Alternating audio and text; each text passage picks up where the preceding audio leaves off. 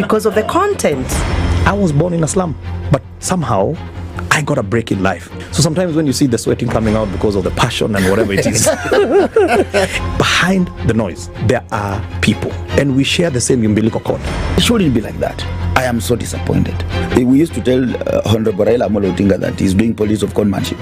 And even President Uhuru Kenyatta, serikali hii ndio iko na conmanship ya hali ya juu. You cannot promise people that you reduce tax, then you double. In politics, there is the issue of trust. For you to turn around and then stab the same people who gave you that trust, there is no other level of dishonesty. Imabo, utaona dunia tu. The Situation Room, Kenya's biggest conversation. Traffic.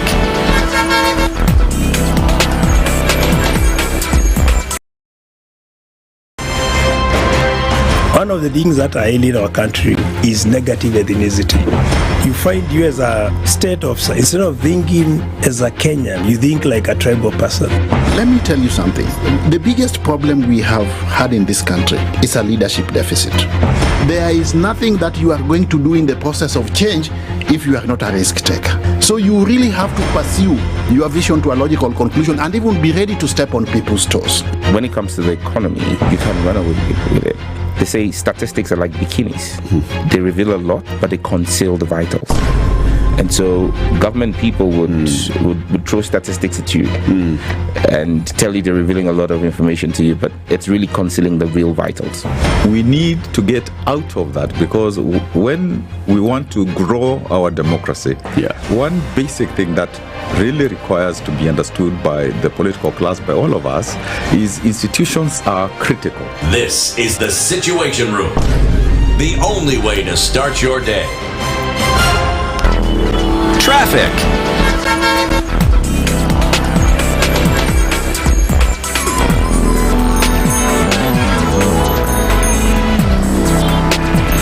Friday, let's take a look at what is happening with traffic this morning. Is it starting to build up where you are? Well, coming off of the Thika Superhighway, we see just a little bit of that as you get towards Survey. In other parts of the country, I think we're okay, rather, even in the city. Let's start with that. There is some traffic on Outer Ring as you're trying to touch on North Airport Road, and we're also seeing some traffic starting to build on Waiyaki Way. It's Friday, so it's not going to be too crazy, but all of this is a wait and see kind of thing, and we'll see how it happens as we get into the day. We'll talk and keep things moving. SpiceFM KE on X, hashtag The Situation Room. Mature, intelligent talk every morning. Spice up yourself.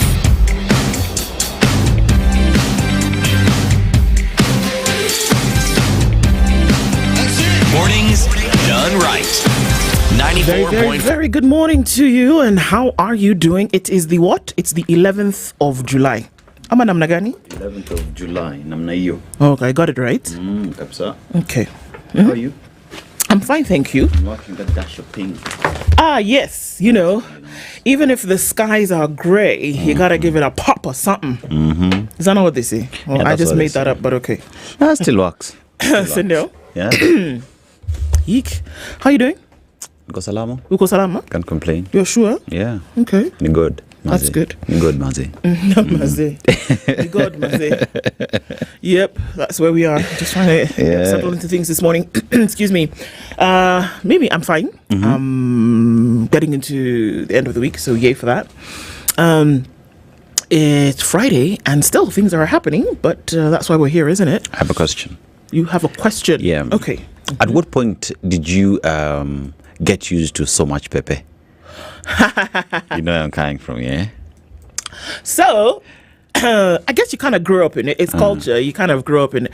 Interestingly enough, I actually don't like so much pepper, but I mean, I've gotten used to it. So, like, I realized that even like foods that I eat which have pepper, and I hear, and I especially amongst Kenyans or East Africans generally, and then I realized that in your food there's no pepper at all. You see, so I eat it a lot. Now, in Nigeria, the people who eat the most pepper are the Yorubas in the southwest. Hey, God, we say that they cook their pepper with food.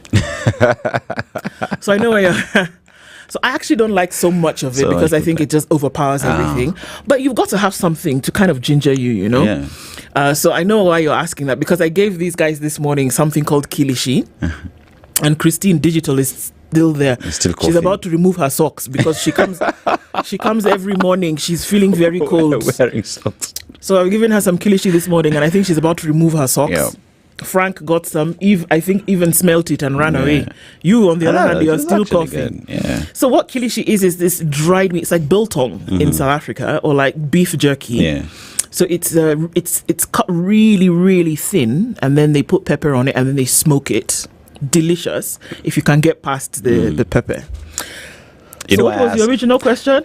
How did I get used to pepper? At what point, at what age, if you could remember? I mean, it's just something that just grows with you. Yeah, it's in the food. So there's a certain military guy I saw posted something on the internet that when he moved to the United States, so he was majorly single until he found this Nigerian girl.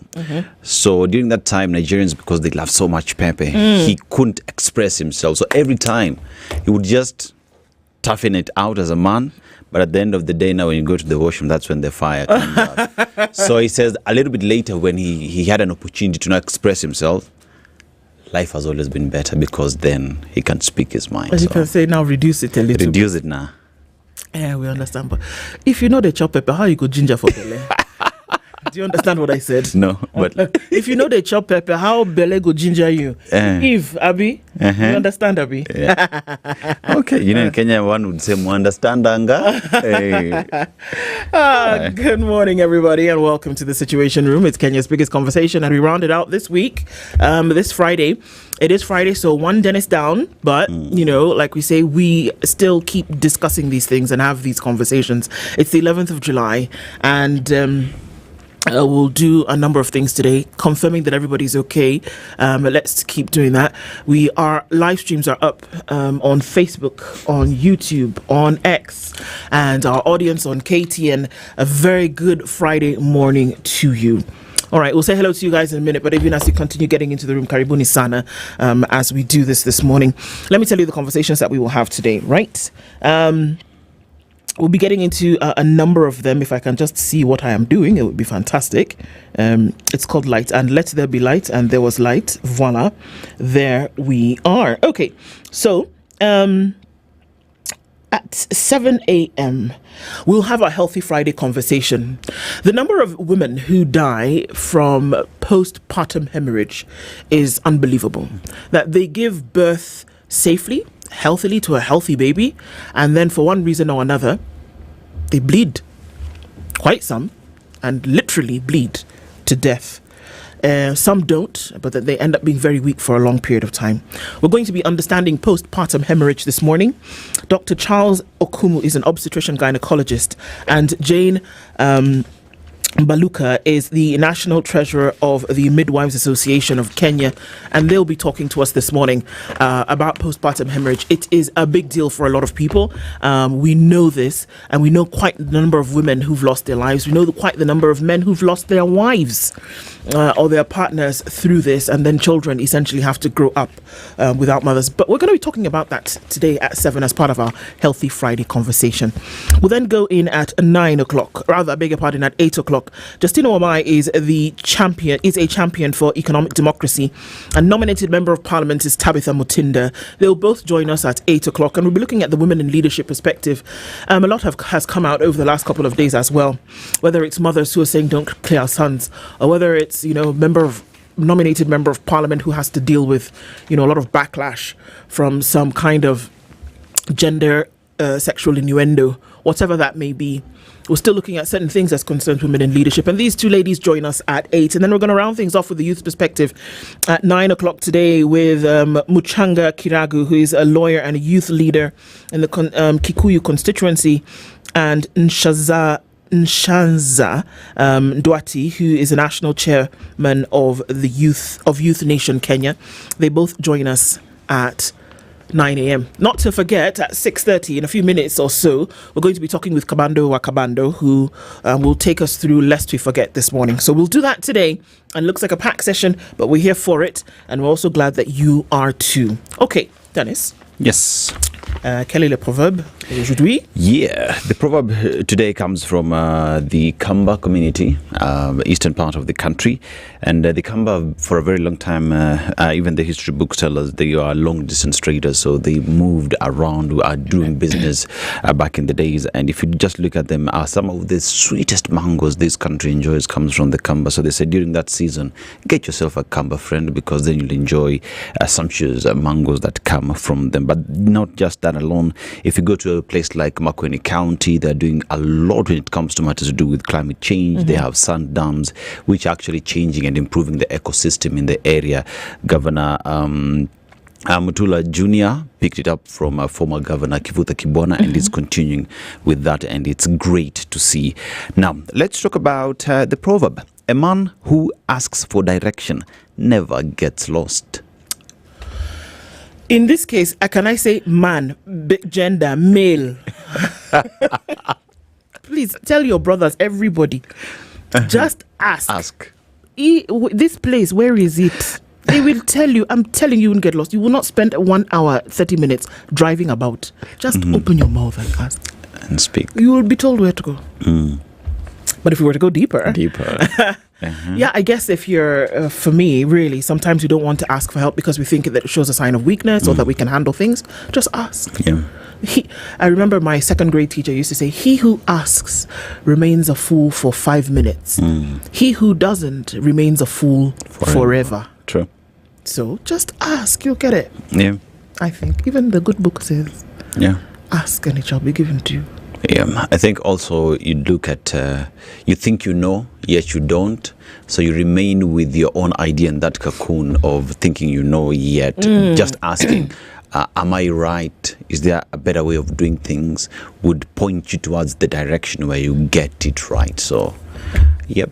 Absolutely. I think it's something that many of us would pick up from. Just ask. It doesn't hurt. Just ask, and you'll be all right.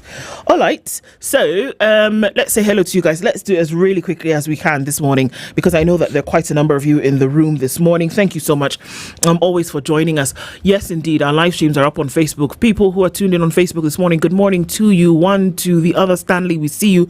Good morning. Karibu sana. And also other folks who are tuned here on our live streams, also want to say good morning to you. And thank you for being here this morning. Cyprian Kambuni, we see you tuned in from Dayton. Robert Mbogo is here. Jimmy Gakio is tuned in as well. Michael Olande, good morning.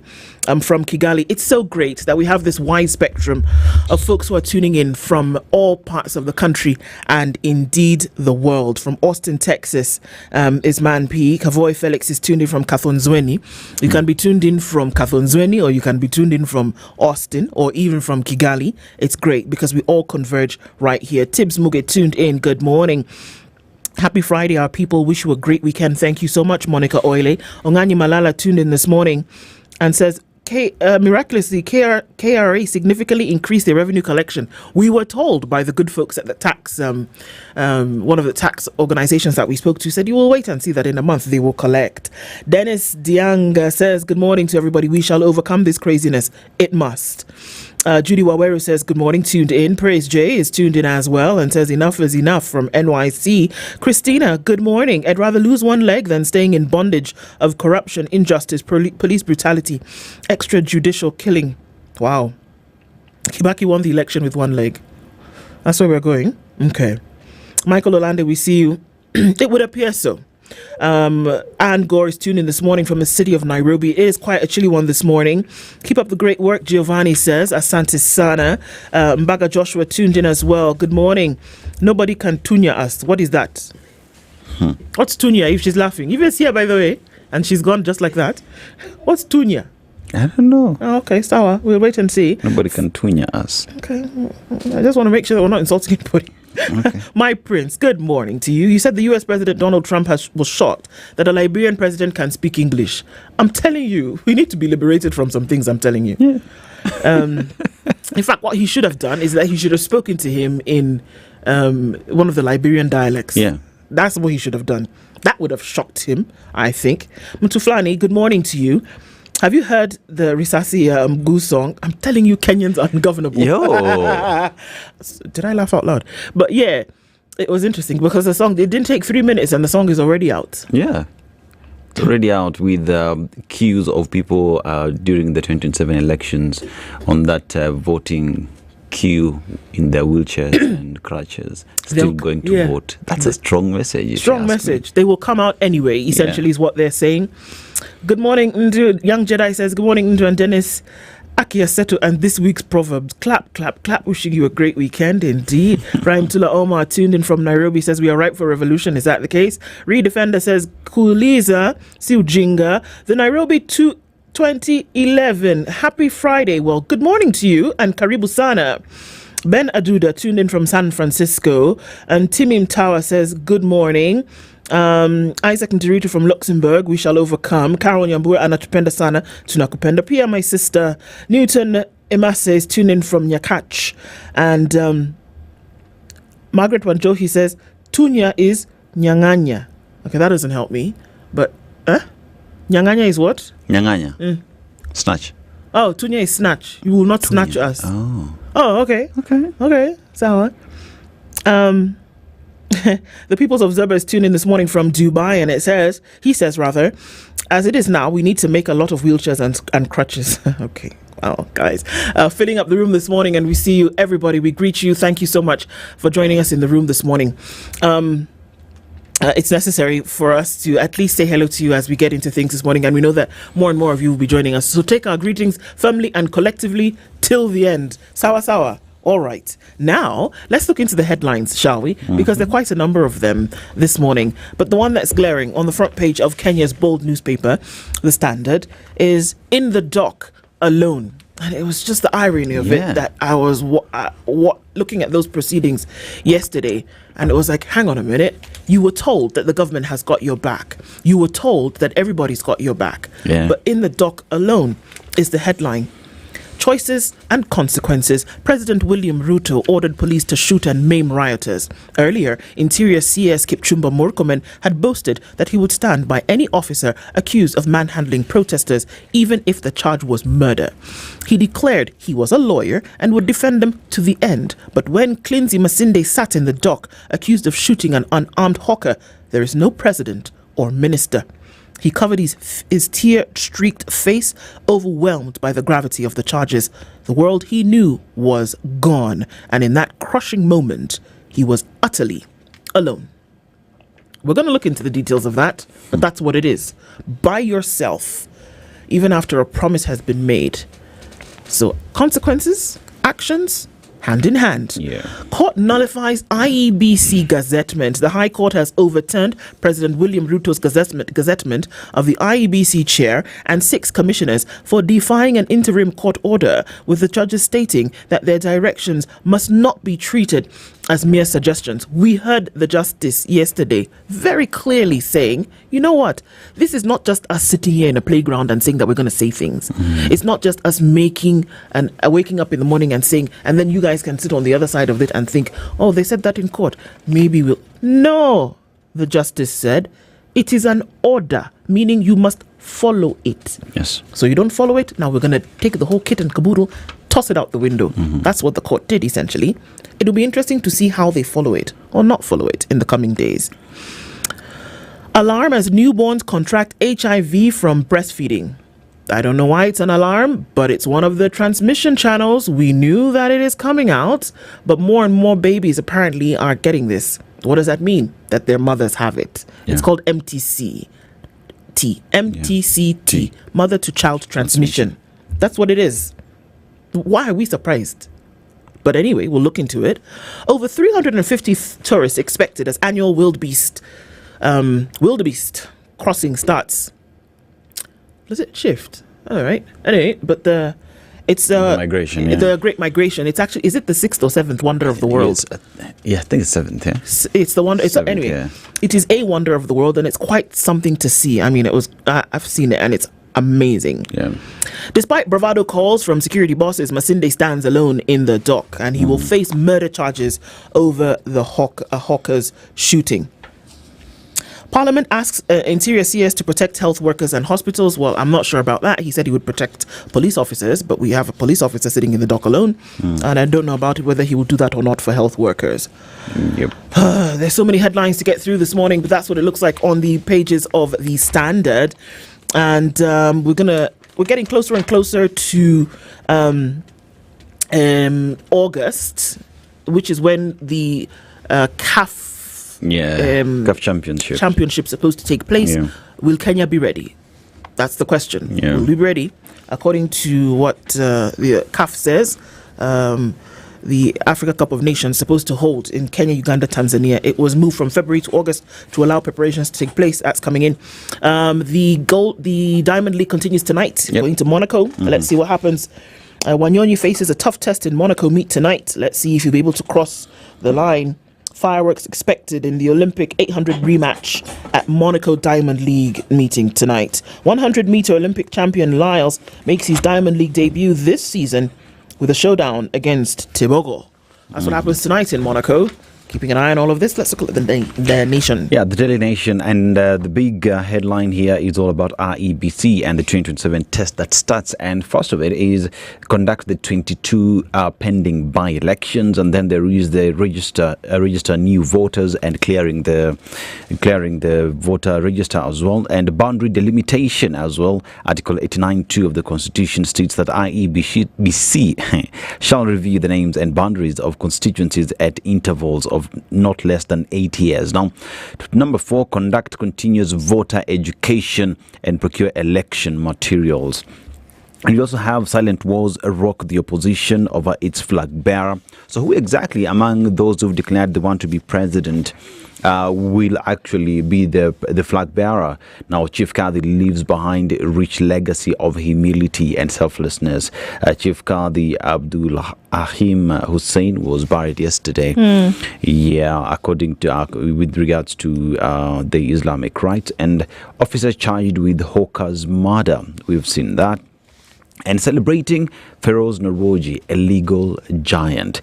He is one lawyer who, if you speak to any legal mind out there, would tell you that Naroji played an important role in shaping the legal discourse in the country. The legal discourse in the courts that he played really changed how individuals in that sector do their craft. And full in tray for new IEBC chiefs as court throws out petition. President William Ruto has gazetted the appointment of the chair and the members. I saw that yesterday. And Ruto's shoot order splits opinion. Why is that the case? Now, President William Ruto directive to police officers to shoot to incapacitate violent protesters has ignited debate across the country, while some leaders have called for harsher measures. Others, including opposition figures, condemned the remarks as unconstitutional, dangerous, and potential trigger for state-sanctioned violence. All right. Yeah. Wow. Quite something to get through. Let's look into the Star this morning. Siasa, shoot to maim. Mr. President, that's not leadership, it's tyranny. That's on the politics of the page. Entries as Matiang'i cancels tour of Mount Kenya at the last minute. And there are many questions as to why he would do that. Senators want a number of chief officers capped to end overhiring. There are too many that you can come in and decide who wants to be a CEC. It's like, you want to be a CEC? Everybody can be a CEC. And they're saying, hang on a minute. No, it's enough. Yeah. AG wants graft cases concluded in just 1 year. Well, good luck to you. It would be nice to see how that's going to happen. Lady Dorcas Odor, who is the Attorney General, is saying, you know what, we can't be having these things over for so long. And I actually agree. But the question is, what mechanisms are you going to put in place to make sure if people can apply for stays and people can apply for, extensions and people can turn up, you have to ask yourself, what mechanisms are you going to put in place to ensure that that can happen? Cop in mask vendor shooting to face murder charge is also on the front page of the Star, and you can see that Police Constable Clinzy Baraza at the Milimani Law Court yesterday, after the High Court ordered he undergo a mental assessment before taking plea on the 18th of July. That will happen. And in the middle of the paper on the Star, big push for Raila's 2027 presidential challenge. What? Are we still talking about this? Well, I guess we are. We'll look into it in just a while. Okay.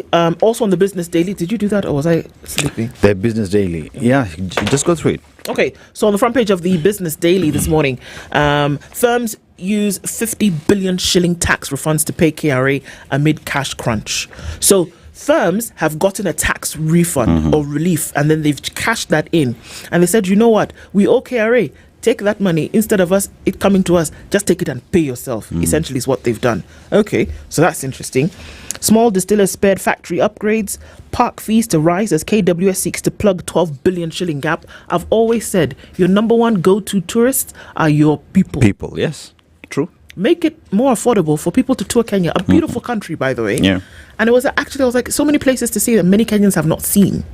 Make them your first customer. KRA. Yeah. Talk KWS rather. Talk to me. I'm telling you. Make it cheaper for Kenyans to go to these places. Yeah. You won't worry about this money. Because most of the time when you hear about tourism in the country, we only think of multinationals coming in. We never think about our local individuals, Kenyans themselves, consuming tourism in the country. Indeed. You know? Indeed. So the headlines that we look at today will obviously filter through in the conversations that we have this morning. At this point, we're going to bring in our resident, lest we forget, commentator who is Kabando Wakabando, joins us on the phone this morning. He was there, and I don't know what Raniar did to him, or Eve did to him. Now he has disappeared, but there he is. Let's get him back and say hello and good morning. Kabando, good morning. Good morning to you all. How are you doing? We are doing fine. Thank you for always joining us Friday morning to be able to look through the week and remind us about things that we ought not to forget. The week has been long. We're only on the 11th. We started on the 7th with Sabasaba demonstrations, and by Wednesday, 31 Kenyans had already died. And there are things that we ought to remember. And in the same week, we heard from the president where he said, you know, don't hesitate to shoot, because we cannot have this kind of wanton destruction. The next day, we heard the head of the Defense Committee of Parliament, Member of Parliament for Belbugut constituency, Nelson Koech, say, no, don't just shoot to maim, shoot to kill. These are things that we're hearing every day. And, you know, we had a conversation yesterday morning after the show, and we said, guys, we are finding ourselves in the middle of so much death, destruction stories. Can we do something else? And the question was, what do you do if that's what feeds you front and center? Can we run away from these realities, Kabando? Thank you very much, SpiceFM, for having me again.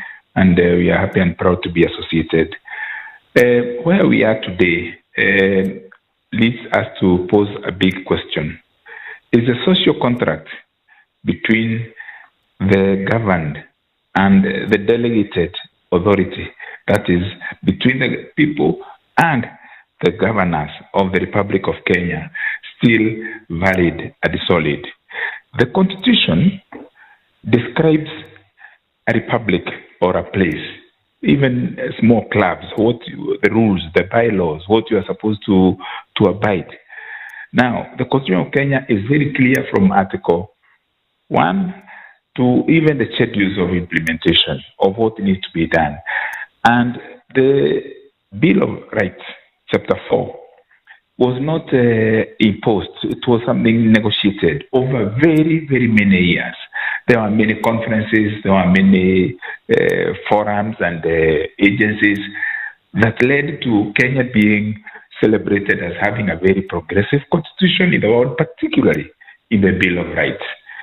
The very fact that there is transgression, there is violation of the Bill of Rights, the whole chapter 4 of the Constitution of Kenya, and being the constitution that we give ourselves and to posterity as very well pronounced therein, means that there is a doubt now as to whether those contracted in the executive through elections that are conducted democratically and the delegated agencies, the continuing commissions, the agencies of security like the National Police Service, the Directorate of Criminal Investigations, the National Intelligence Service, and so on and so forth, that is now a violation where you have the President of the Republic of Kenya, the embodiment of sovereignty, who is supposed to be the parent of the nation,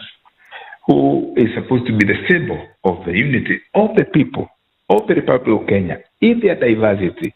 And diversity means their status economically, their geographical locations or residences, their ethnicities, the political ideologies, differences, and so on and so forth.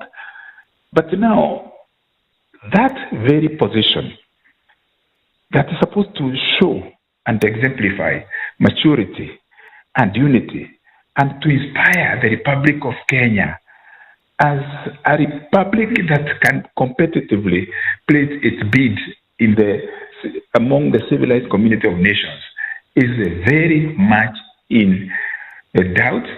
And everywhere you go, without any exaggeration and with all due respect to the office of the presidency, literally, except the political surrogates or those who are benefiting from the legacy or the benefits of the state, everybody, even those who may be working within the presidency, are now in doubt as to whether that office is representing the ultimate, the solid and the foundational interests of the people of Kenya. When the president says verbally and in the public that the police have a right, he is giving a directive as the commander-in-chief of all the security forces in the republic that they can shoot. Then the minister who is mandated to preside over the docket of security in Kenya also says publicly that anyone around a police station, whether armed or unarmed, because there was no qualification of it, should be shot. And yesterday, Parliament is supposed to preside over oversight. It's supposed to check. They're supposed to check the excesses of the executive. The chairman of the Committee of Defense and Foreign Relations, and there's a deliberate intention to put foreign relations because foreign affairs also comprise a lot of defense issues, security issues of espionage for the Republic.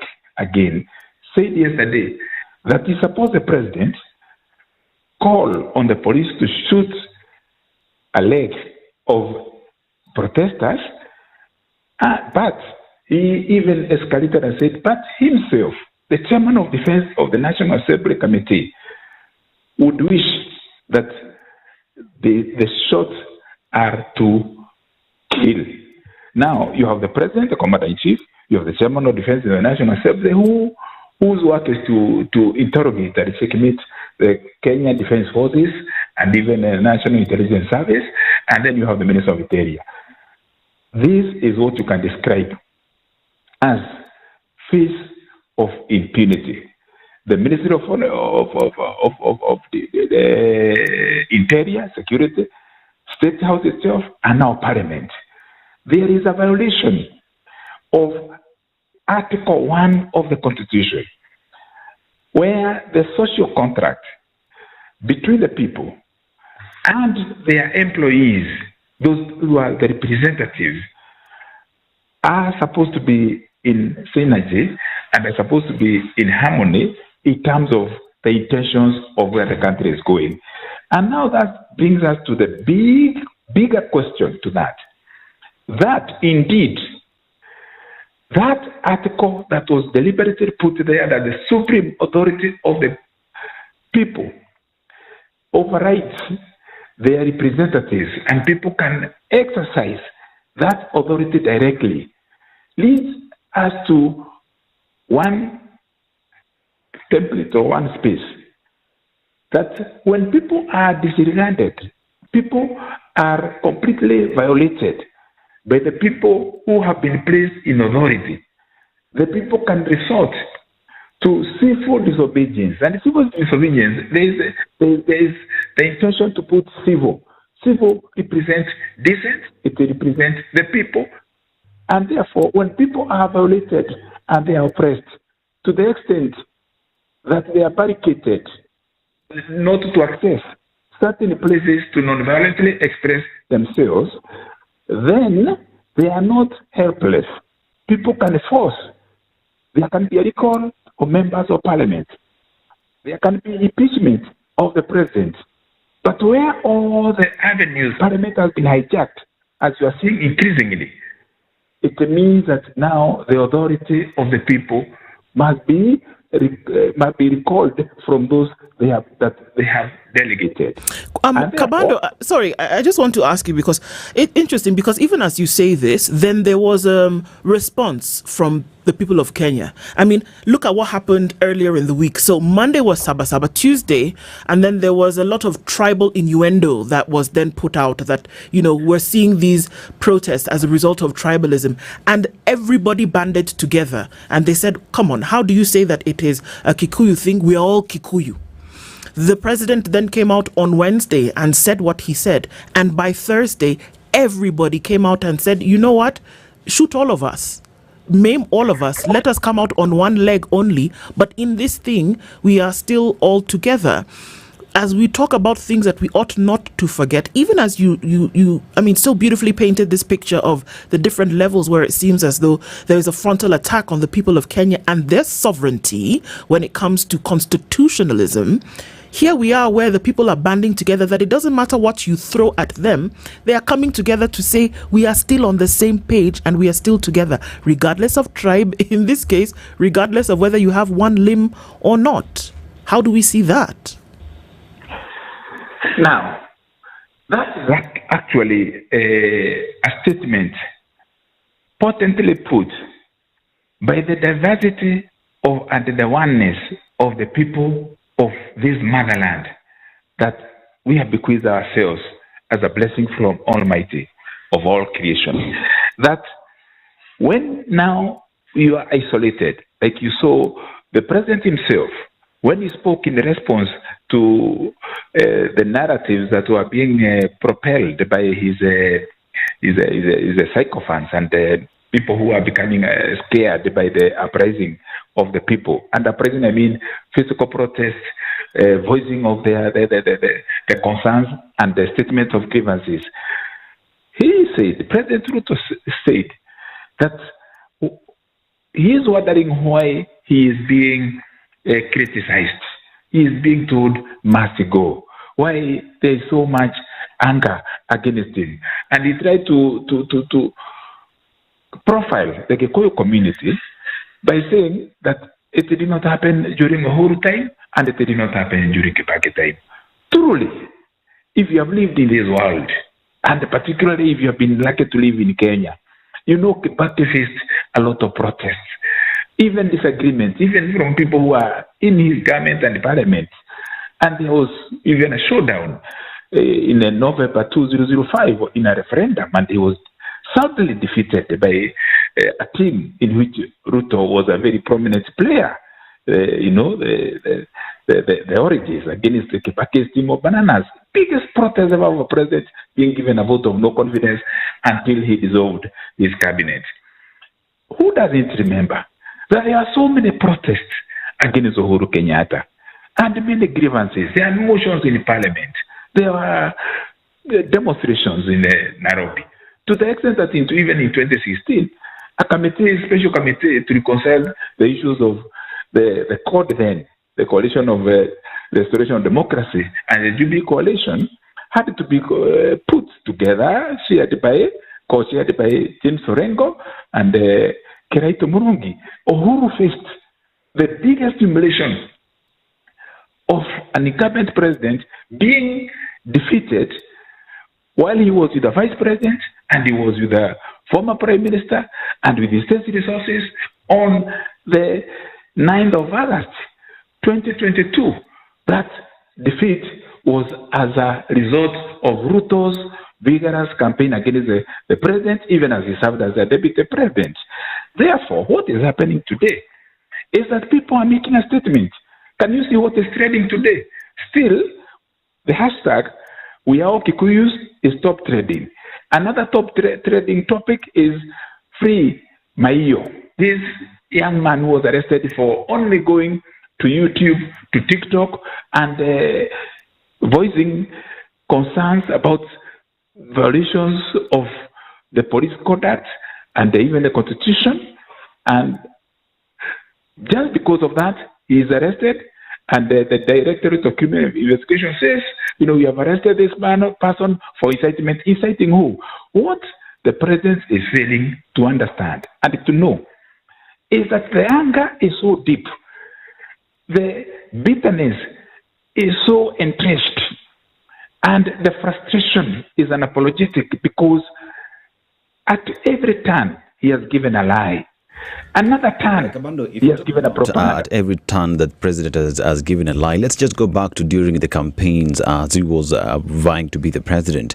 And one of the things he said was, we have seen a lot of revival, and in my government, there will be no police brutality. Now, come to his government, and that it's seen being entrenched even more. And when the broad-based government came together, one of the agenda items on the table, top of it was to end police brutality and justice to Kenyans. Now, when you hear the minister say, give a shoot to order kill, the president saying, do not kill, just shoot the legs. And then again, you hear the defense chairperson saying, don't even just shoot the legs, shoot to kill, because such people do deserve to be killed. But then you read the constitution as well in terms of the right to picket. It is a right in the constitution. Right of movement, Article 39, it is a right entrenched in the constitution. But everything is being done to curtail all these rights, which begs the question, does the leadership, the president, the minister, and everyone who surrounds the president think that they are above the law? Now, they do believe they are above the law if we go by every action, by every statement. For instance, without prejudice, the chair of Defense Committee of the National Assembly has been implicated in controversial transactions, including Gong Forest grabbing, and I dare say that it is in public domain. Again, you remember, before he was taken to transport, and now in the interior, Morokomen was in transport. And part of what infuriated the Gen Z revolution of last year, the uprising of June 25th, was because of the impunities exemplified by cabinet secretaries, and Morokomen ranked among those that were very much infuriating and causing a lot of discontent in the country. Now, it simply shows that these are pieces of impunity. And every rule, let me repeat, President Ruto has broken every promise he gave, whether it is university funding models, whether it is about reforming the police force, whether it's about stopping extrajudicial killings, whether it's about abductions. He has even, in the presence of a visiting head of state, at the State House itself, said that all those who were abducted last year have been returned to their families.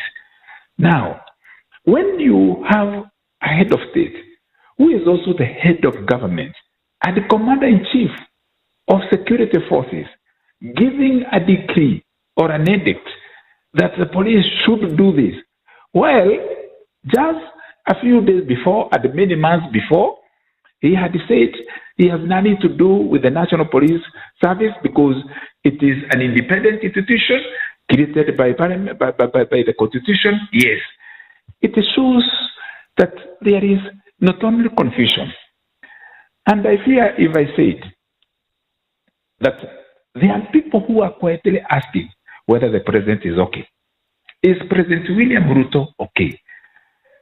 Do we invoke Article 144 to ask for the firmity or the orderliness of Ruto's well-being? Because the statement is giving the actions of his people that he trusts most, Look at what has happened in the last 1 week.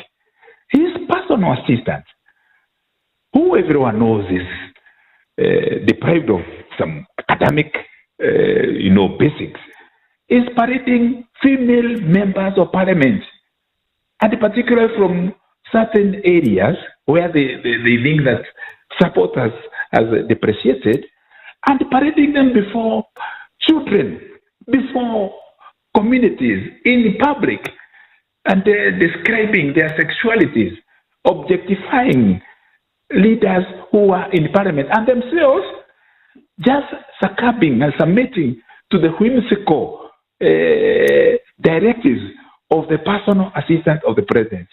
If you want to know the character of a person, look at his or her friends, who are his or her companions. I dare say that today the greatest worry has even been amplified by international media, like the article that came last week from The Economist, the reputable Economist magazine, is William Ruto okay? If you hear old women, if you hear even children wondering and asking that, then it means there is a concern that needs to be checked. And that is a national question. I have to ask, Kabando, even as our minutes run down, because we can be prescriptive. We know that if there is the general feeling that there are certain things that are not going right, and we know what should be done, and we know how we should comport and carry ourselves. The question is, who bells the cat? Who insists that this behavior then be adopted and practiced and becomes part of culture again, lest we forget where we have come from and lest we forget where we should be going? Who then? Or is it all of us? Is it a collective responsibility to continue having the conversations, to continue reminding ourselves, to make that decision when you go to the ballot?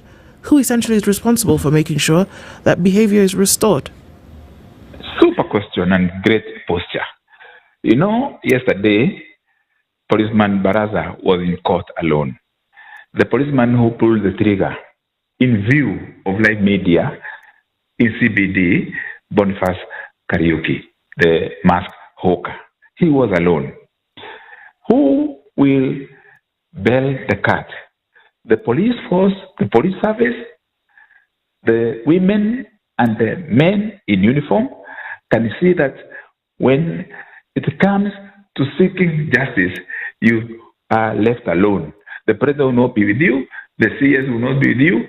Neither your inspector general or immediate bosses or your colleagues. Your colleagues will turn to state witnesses alone. Now, who will bell the cat? Where we have gone, we have seen barricading of highways. We have begun barricading around Parliament and around even the State House. The cat will be belled by the people of the Republic of Kenya, fortunately inspired and orchestrated by the gallant Gen Zs. This is accepted by old days, by those senior citizens, that the revolution initiated by the Gen Zs, our young men and women who are non-violently and fearlessly and without being captives of ethnic prejudices, have come out and they are saying they have nothing to lose. They have disobeyed calls to suffocate their voice, and they have dared the regime. And as things stand now, the next call that will come, which may be very much ahead of 2027, even as we seek to have elections then democratically. Article 1 of the Constitution of the Republic of Kenya invokes power to the people.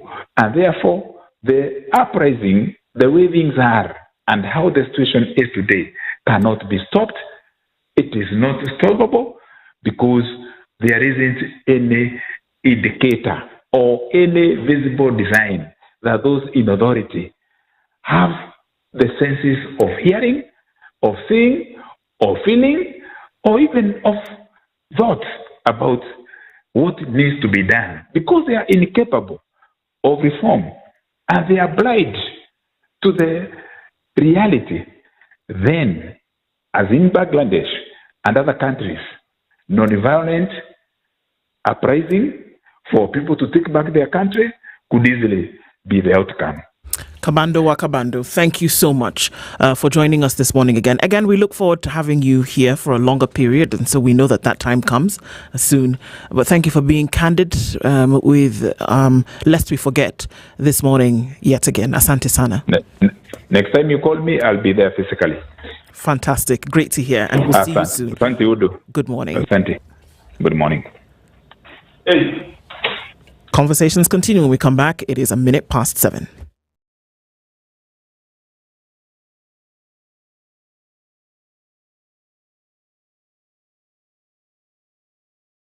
Good morning, this is the News Wire. I'm La Ubaga. The High Court at Nairobi has cleared the way for the swearing in of a new chairperson and commissioners of the Independent Electoral and Boundaries Commission. This comes after a 3-judge bench last evening dismissed a petition that challenged the selection and nomination of Erastus Ethekon Edong as chairperson of the commission and Njeri Nderitu, Moses Salutala Mohwana, Mary Karen Sorupit, Hassan Nur Hassan, Francis Odhiambo Adol and Fahima Arafat Abdallah as commissioners.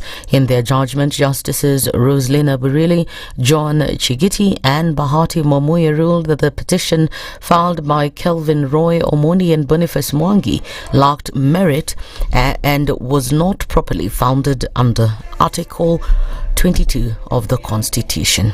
The petitioners have not challenged the fifth interested party's overall suitability for appointment as a commissioner of the IEBC. Therefore, while perceived conflicts of interest, nepotism, and bias are legitimate public concerns, they must be grounded in evidence of procedural breach, bias, or influence. Where none of these features exist, and where a candidate has undergone a transparent and competitive process, has been interviewed, vetted, and found to be competent and meeting all other set criteria, family relations alone cannot be a constitutional disqualifier. To hold otherwise would effectively impose an extra constitutional bar based on association, thus offending the principles of equality and dignity of opportunity, particularly where merit has been established. However, the judges quashed a Gazette notice dated 10th June 2025, issued by President William Ruto appointing the 7 individuals, directing that a new Gazette notice be issued to regularize their appointment. No person may claim or exercise authority contrary to the Constitution. Proceeding with appointment or swearing in of the appointee commissioners, despite a court order, would violate Article 10, that is respect for the rule of law, and Article 73, responsibilities of leadership, as well as Article 250, thereby eroding the legitimacy of the commission itself. Any action taken in disobedience of a valid court order is not only a legal wrong, but an unconstitutional act, therefore violating the Constitution. Acts done in defiance of court orders are null and of no legal effect.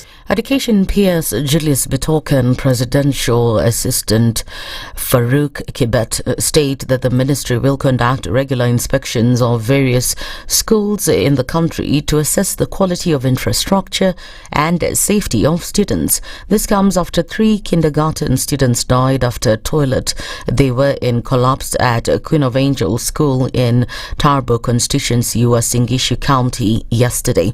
Speaking in Ainab Koi constituency, Uasin Gishu County, Farouk said there is a need for the relevant ministry not to slacken its efforts to ensure the safety of students in schools. We are strengthening our quality assurance so that we're able to check our schools so that accident ambayo imefanyika isifanyike tena katika taifa la Kenya. Nataka kusema kama serikali tutashughulikia wa familia au watoto ili wasaidike kwa mambo ya gharama ya mazishi na shughuli zingine zote. Lakini nataka kuassure the country this will not happen again. Bitok, on his part, promised that the government will cover the funeral expenses of the children who perished, while stressing that the Ministry of Education will ensure the quality of learning institutions in order to prevent such incidents. Mambo ya inspection ya mashule imekuwa duni. Watoto Tarbo, Queens of Angels wameingia kwa shimo wakakufa. Mambo ya inspection iwe lazima kwa maneno ya elimu. Tutaki watoto waangamie. Haiwezekani kwamba watoto wanakufa juu ya latrine. Na ya pili, naomba serikali ikaramie masishi ya watoto. Hawa familia ambao watoto wameangamia, sema tu neno moja na hawa watoto wasindikishwe. Watoto wadogo walikuwa wanaangazia kuwa viongozi wa kesho, hawako tena. Sio wale watoto peke yake, ni Kenya mzima. That's the news wire. I'm Lea Ubaga.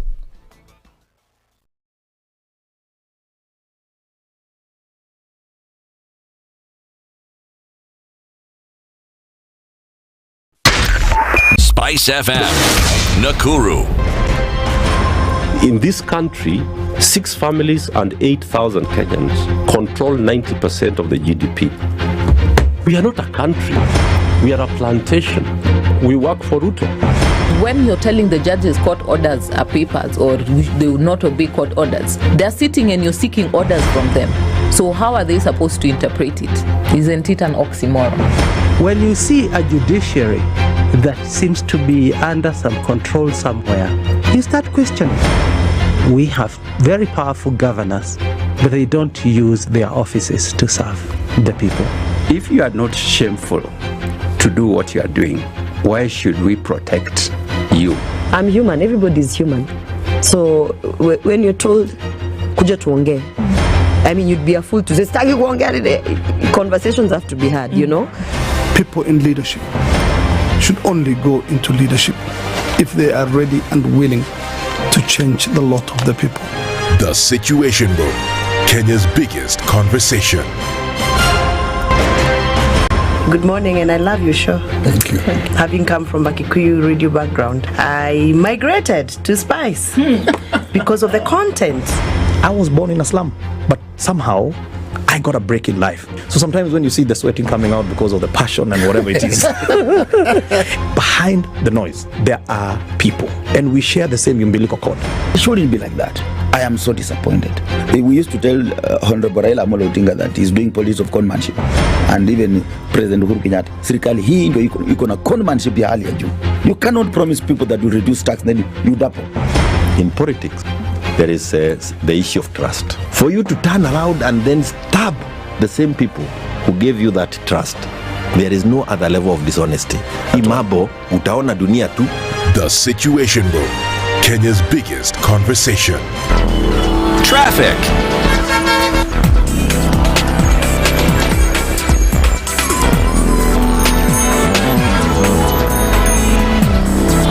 Friday morning, let's take a look at what's going on the streets and into the city. Coming off of Thika Superhighway, traffic is starting to get a little bit crazy, but we're likely to see that that's going to dissipate in no time as you then get into the city via Murang'a Road, or you do that via Wangari Maathai, where you should be okay. Also, as you come off of Kangunda Road, there is some traffic as you head then into the city. It's also busy on the Eastern Bypass going towards North Airport Road. Some traffic coming off of Outer Ring also busy as well. There is some traffic on Limuru Road coming in from Ruaka through towards the village market and then out into the city. We'll see that continuing. We're going to keep an eye on things. Talk to us as well. SpiceFM KE on X, hashtag The Situation Room.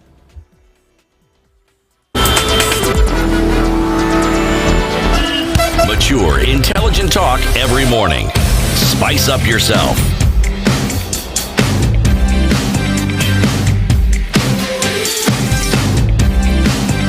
Mornings done right. 94.4 Spice FM, Nairobi. Coming in at 9 minutes after 7 o'clock, this is the Situation Room. It's Kenya's biggest conversation. Thank you for being here with us this Friday as we get into a number of things. A Healthy Friday conversation kicks off this morning. But before we get into things, how about we ask you a couple of questions, shall we? Why do you wait? Why should you wait when you can have connectivity today? Are you listening right now? Quick question. Is your internet holding you back? Are you tired of buffering when streaming or lag when gaming? Then listen up. We've got 2 solid options from Safaricom depending on you and your vibe and where you live. So let's start with the power move. Safaricom 5G. Imagine this. You're in the city, maybe in the CBD or chilling in your apartment, and boom, you're surfing, streaming, gaming, all at crazy fast speeds. Portability? Oh yes, this is the kind of router you carry around and you stay online everywhere, at home, the office, even on the move, in your car. Yes, really. TikTok, YouTube, Netflix, Facebook. No lag, just vibes. And the best part, it's only 2,999 shillings, and that gets you started. Now, let's say that you're all about the stable home setup, your work, family, or school. There's an option for you too. That's where Safaricom Home Fiber comes in strong. Installation, free. Maintenance, free. Router placement, well, you know what's saying. And just in case there's downtime, because, life happens, Safaricom got your back with 5G of mobile to hold you down while the issue gets sorted. Now, maybe you're thinking, but fiber isn't in my area yet. No stress. That's exactly where 5G steps in. And if you're in a 4G area, your 5G router will still kick in. You're covered either way. Whichever suits you, it's time to level up with your internet experience with Safaricom. So what you need to do, visit any Safaricom shop, masoko.com, Naivas, Quickmart, or just dial *400# and make the switch. Safaricom, feels good to be home.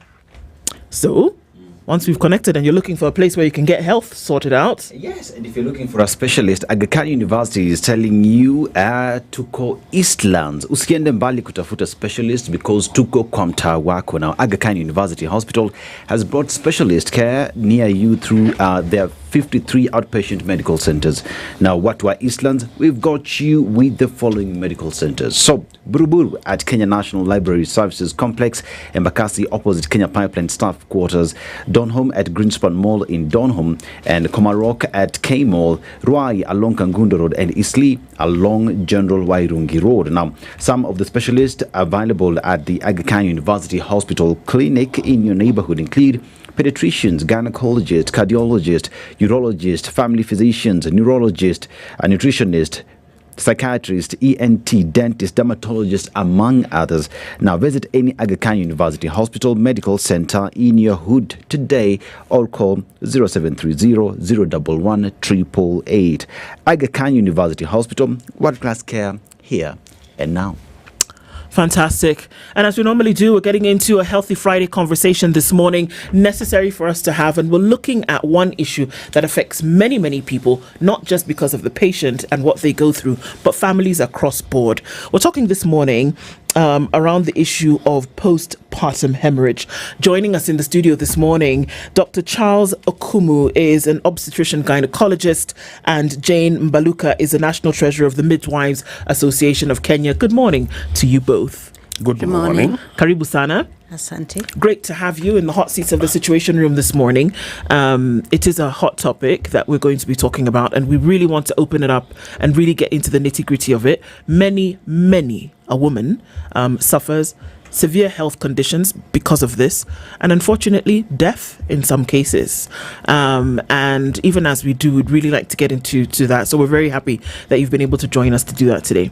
Before we do, Dennis is going to share a proverb. He'll tell you where he's sharing it from, and we'd like to get your interpretation of the same, both of you. Is that all right? So the proverb today comes from Kenya, a beautiful country, but the proverb comes from a specific community, the Kamba community, who have for a very long time been known, according to history books, are long-distance traders. And when it gets towards the mango season, you're told to get yourself a Kamba friend, because the sumptuousness that comes from that area is really, really beautiful. But even now, agriculture is still a huge factor in Ukambani. And now we know counties like Makueni are into cereals. If you want, they call it ndengu, or even lentils. Makueni is getting that to you, as well as just restoring the ecosystem. Climate change is a factor, and everything is being done so that sand harvesting is reduced so that the ecosystem can regenerate. But let's go to our proverb. A man who asks for direction never gets lost. A man who asks for direction never gets lost. Ladies, go first. Yeah, thank you so much. I think it's very right that a man asking for direction never get lost. It shows that you can never know everything. You need to coexist with others. You need to teamwork with others. And that guidance will show you the perfect way. Yes. Good put, Doctor. How would you interpret that? I agree with her. Yeah, indeed. Ask. Knowledge is vibrant, and I can't sit here and know everything. If ask. In not just in direction, in every line, even professional lines, we learn all the time, and we learn by asking colleagues in that line. Yeah. Fantastic. We learn by asking. And, we're talking about a health condition today, or a situation that gets a lot of people affected, not just the woman who goes through this during childbirth, but then you can imagine if a woman goes through postpartum hemorrhage and loses her life. There's a newborn baby, if they've made it, who has to deal without a mother. There is a partner, in this case could be a husband, who then has to deal without a wife. Those are some of the things that we're looking into this morning. But even as we start, Dr. Okumu, we have heard these two professions go hand in hand a lot. Usually you'll find that an obstetrician and a gynecologist are one and the same person, but they're different. Can you just do a differentiator for us in terms of the differences between the two, and how do they often go together? Obstetrics deals with pregnancy only. Okay. Gynecology deals with everything. Okay. So what we are discussing today, I don't know if you have introduced it already, postpartum hemorrhage, that's obstetrics. Okay. Yeah, so pregnancy and delivery is obstetrics. Okay. Other things, all the other things are gynecology. Yeah. Okay, and so you often have a doctor who is versed in both. Yes, in the British system we are trained in both. Okay. But in countries like the United States, you can just be an obstetrician. Okay. That's all I know. Nothing about, I have zero knowledge of gynecology, but I'm an obstetrician. Okay. Or just a gynecologist. I have nothing to do with the deliveries. I don't want, especially, and in the United States, it's important because of litigation. Okay. Yes, I don't want to deal with babies where you are suing me, the baby scored badly, the baby is not smart, So we say, especially men, we don't want obstetrics. We do gynecology only. Yeah. Okay. Yeah. And then, what does a midwife do, or who is a midwife? And are midwives only women? We say midwife, so it must be a woman. Just like we used to think that nurses are only women. But please do tell us. Thank you so much for that. I want just to clarify that it is not only women who are midwives. A midwife is somebody who has undergone training and had been certified by a legislature. For this case in Kenya, we have the Nursing Council of Kenya. And when we look at, we find it can be a man, it can be a woman, that is a lady or a gentleman. And you need to be certified. And that is why we call them the skilled. The skilled deliveries are done by the skilled, where we have moved away from the traditional birth attendants. So that is somebody who is trained. In Kenya, we have a combined, where we have the nurses, midwives, whereby they are trained one course. You go for a degree course where you have been trained for maybe for the general nursing and for midwifery. And we also have the trained midwives. You just go for the course and you are a midwife. So what does a midwife do? The midwife takes care for the mothers, of course, during antenatary, during delivery, and postpartum. Okay. And postnatal period. Okay. That of course you monitor the mothers during that time when they are pregnant, from the time of conception, and we also have preconception. Okay. Where they come and they want to conceive, and then during you work with them. A midwife should work with that mother from the time she's confirmed, even before when she want to get that baby, the time she conceives. Remember, we also do the family planning. So when you also get the baby, you come to the labor ward, you'll find us there. And then after that, we'll follow you up with the baby, of course, up to 1 year and even more. And even come to the communities. So that is exactly what a midwife does. Okay. Yes. And do doctors and midwives work together? Gynecologists, obstetricians, midwives work together? Absolutely. Okay. Absolutely. We work together. A doctor, the obstetrician, will review the patient every so often and say now she's X centimeters dilated, the heartbeat is okay, the drainage of the water, the liquor is okay, but it is sister who is there on a continuous basis. And that's the sister who will notice that no, the heartbeat is now no longer okay, and will call the obstetrician to review. And depending on how far along the patient is, we can say, okay, this we must now carry out a cesarean section, or we are almost there. Let us observe and let us deliver normally. Okay. So they work hand in hand. In fact, the midwife is closer to the patient than the obstetrician, because she is there monitoring every single change in the mother and in the baby. Okay. Yeah. So, I mean, it's good to get that foundation so that we know where we are going and who's doing what. Now, when we talk about postpartum hemorrhage, what exactly is that, Dr. This is the most dangerous of all the diseases that are killing mothers. When we say maternal mortality, is postpartum hemorrhage and others. Postpartum hemorrhage is the worst, in my opinion, because postpartum hemorrhage is bleeding after the patient has given birth, which means it is happening in the hands of the caregiver. And this caregiver is anybody who is at that particular point monitoring that patient, which includes our traditional birth attendants at home. And that's what makes it extremely dangerous, because right now, the number of mothers who are still delivering at home is at least 40%. The next demographic and health survey will tell us exactly, but it's in that region. Of all the babies that are born in this country, in Kenya, 40% are delivered by TBS. Wow. Okay, so postpartum hemorrhage is bleeding after the baby has come out. The reason I'm emphasizing that is that it is impossible for our peripheral health workers, like the public, they're called public what? The mashinani people, kabisa, these ones who are doing COVID, they cannot help us. They cannot give any knowledge to the prospective mother, because again, up to almost 50%, it just happens. We don't have a reason, so we can't say, Mama, you look like you are going to have PPH. Therefore, start doing this and start doing the other.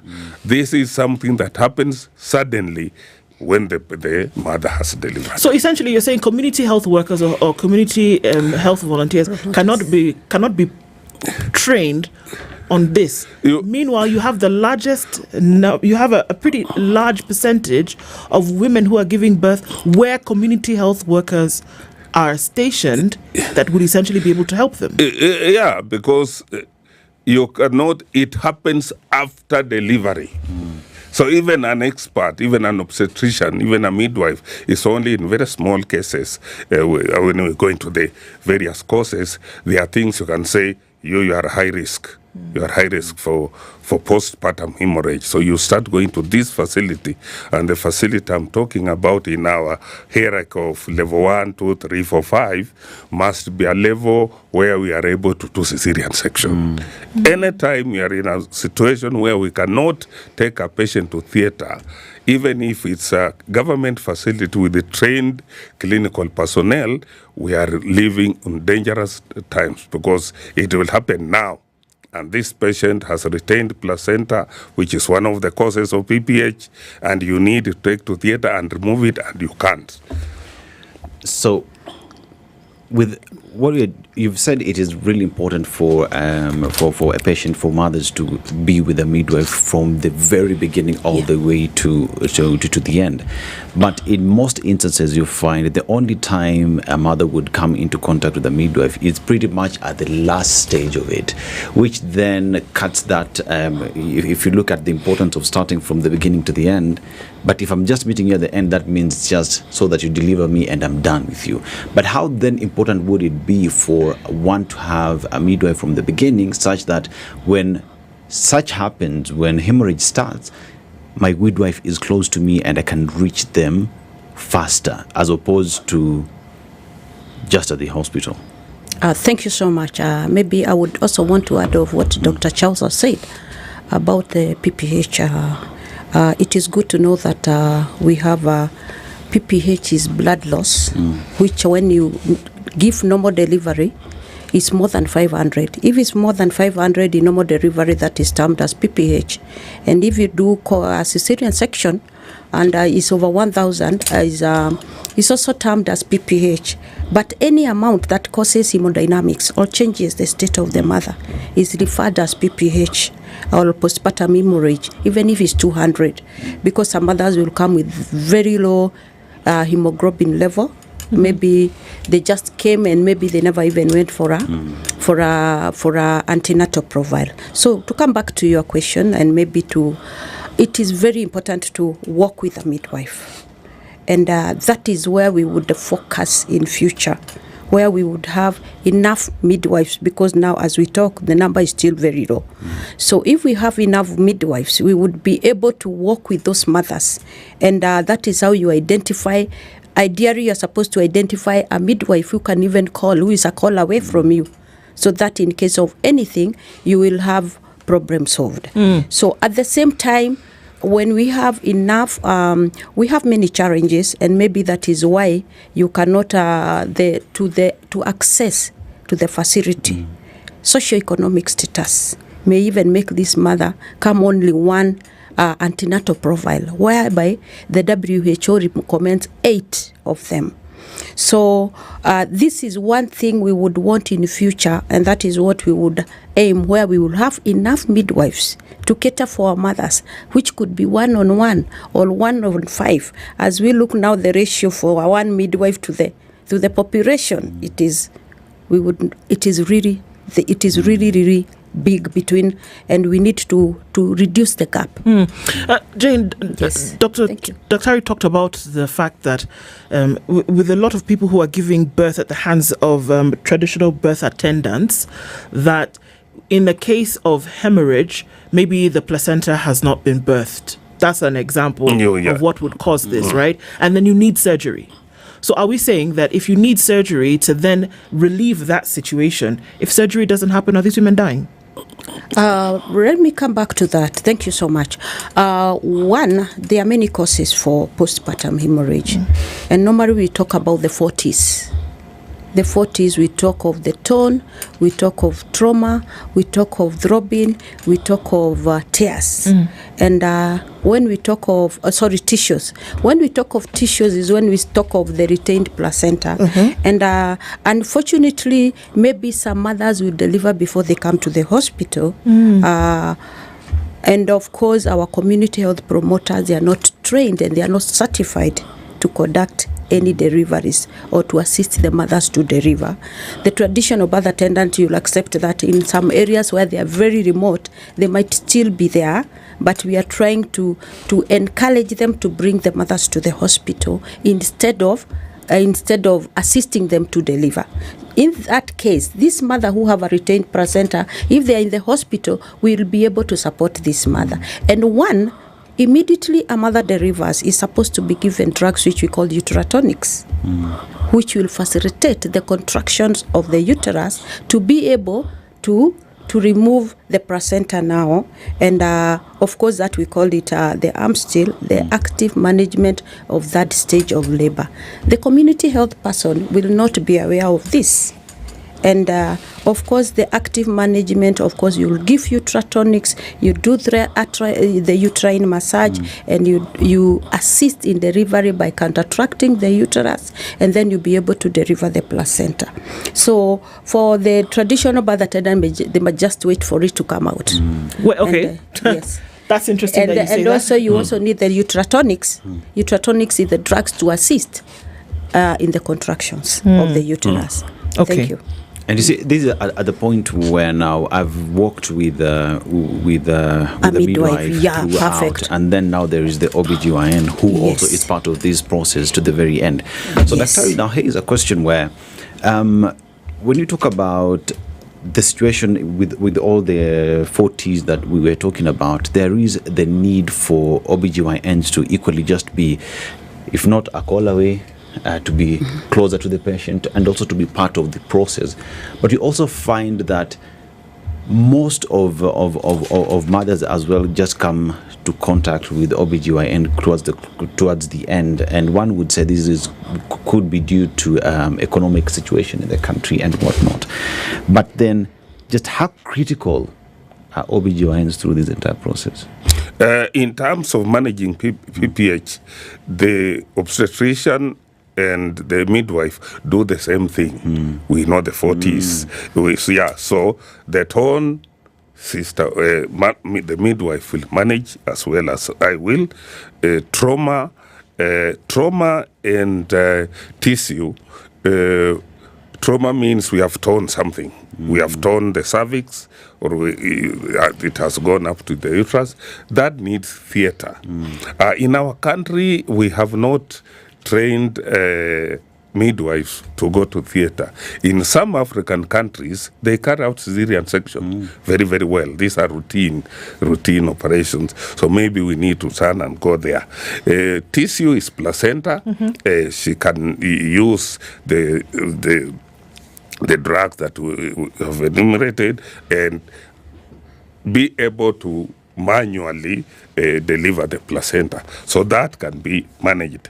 Something like thrombin, that is a family history of bleeding abnormality. That is the only one that can be picked from the history. If even those the peripheral workers, in taking history of somebody who was delivered before, they can pick up that she really bled, and the doctor said there is an abnormality with the blood. Her clotting system has a problem. That one can be picked up and be referred in good time. But something like trauma, the cervix tears during delivery. You didn't know that. You couldn't advise the mother on anything. You couldn't even advise the clinician on anything. This is something that has happened now. Torn means the uterus has refused to contract. Again, sister has given you the drugs that we use. Again, they can be used by myself and the midwife. So basically, we are able to manage as long as this patient has delivered in a clinical setup that has sufficient sophistication to be able to do routine operative interventions. We do the same thing, and we will be able to help the patient. Okay, let's take a break at this point. We're looking at postpartum hemorrhage as part of our Healthy Friday conversation this morning. All the experts are here to then be able to tell us. We want to look at numbers, how this affects people, and if there are risk factors to this. I mean, Dr. you had said that, it comes, you can't tell when it will. But then the case is, then what do you do when it actually does come? And how many of these actually then result in death? We'll come back and we'll continue with this conversation when we come back from this break. But to remind you that every child deserves a healthy start in life. But threats like typhoid and measles rubella will still endanger many communities. Typhoid is a serious illness spread through contaminated food and water, causing high fever, stomach pain and fatigue. Measles is highly contagious and can lead to severe complications, especially in young children. So symptoms include fever, persistent cough, red eyes and body rash. But the good news is these are preventable diseases. From the 5th until the 14th, a few days from now, the Ministry of Health rolled out a nationwide vaccination campaign. Children between the ages of 9 months and 14 years receive the typhoid conjugate vaccine, while those aged 9 months to 5 years will receive the measles rubella vaccine. All vaccines are safe and effective and absolutely free. You'll find health workers at public health facilities, schools, markets, and places of worship across the country. Let's protect the future, one child at a time. Visit your nearest vaccination center today. This message is brought to you by the Ministry of Health, UNICEF, World Health Organization, and development partners, right here on SpiceFM.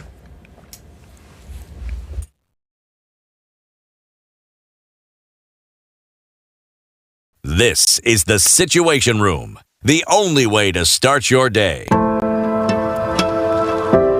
The Ministry of Health is conducting a typhoid and measles rubella vaccination campaign in all the 47 counties from 5th to 14th July 2025. The typhoid vaccine will be administered to children aged 9 months to 14 years. The measles rubella vaccine will be administered to children aged 9 months to 5 years. These vaccines are safe, effective, and available free of charge at all health facilities, schools, markets, and places of worship near you. Typhoid is a serious disease that spreads through contaminated food and water. Maintain safe water and sanitation even after receiving the typhoid vaccine. Measles is highly contagious. It can cause severe complications and even death. Vaccination against measles offers the best protection against the disease. Let's protect our children from typhoid and measles rubella. This message is brought to you by the Ministry of Health in collaboration with UNICEF and the World Health Organization. The weather with SpiceFM.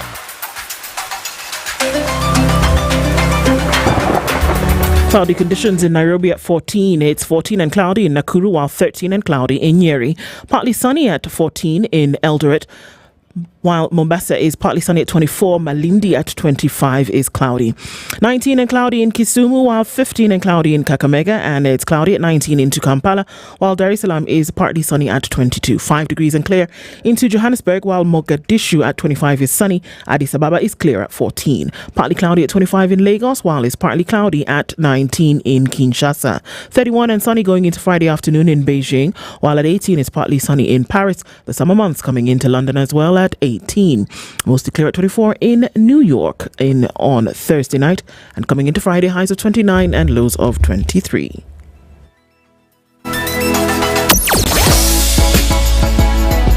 Sugar and spice and everything nice. Spice FM. Spice up your life. Traffic. It's Friday. Traffic is not too crazy. Into the city, though, is where most of the movement is taking place today. There is traffic on the Thika Superhighway as you get towards Survey, and some on Kiambu Road getting into the city. Jogo Road busy, coming on that crossover from Outer Ring, as coming in from Manyanja Road, and you'll find some traffic on Landis as well as you get to the Kamkunji roundabout. Let's see where other places. Raila Odinga taking us some traffic that's coming in from Langata Road. It's not too bad on Mombasa Road, but the Eastern Bypass as you come through towards North Airport Road is really busy, in and outbound actually. And Outer Ring at that junction coming inbound is busy as well. Okay, we're getting into traffic hour right about now. Let's see what happens as we get through the morning. We'll talk SpiceFM, KE on X, hashtag the Situation Room.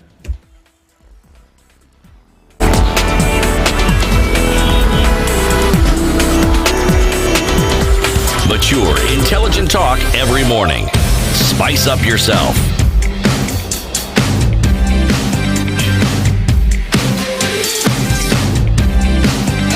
Mornings done right. 94.4. It's 8, I beg your pardon, this morning. A Healthy Friday conversation on the Situation Room this morning is with Dr. Charles Okumu and Jane Mbaluka, and we're looking at postpartum hemorrhage. Obviously, now, if in layman's terms, we're looking at excessive bleeding after birth, and this bleeding is the bleeding of the mother, and this is how it takes place. Now, we also have heard about transfusion, which is the replacement of blood. Transfusion services, when applied, do they assist then to stop the hemorrhage, and the mother can then get back on into normal condition, Dr. Harry? They are crucial. The transfusion services are crucial, and that's why I say the facility at which the mother is delivering must be sufficiently sophisticated to be able to do that, because even if you are unable, there are no theater facilities and the patient needs theater. For example, in the worst case scenario, the patient has a ruptured uterus. Because of obstructed labor, she labored for too long, the baby couldn't come out, the uterus has ruptured. That's one of the most desperate situations.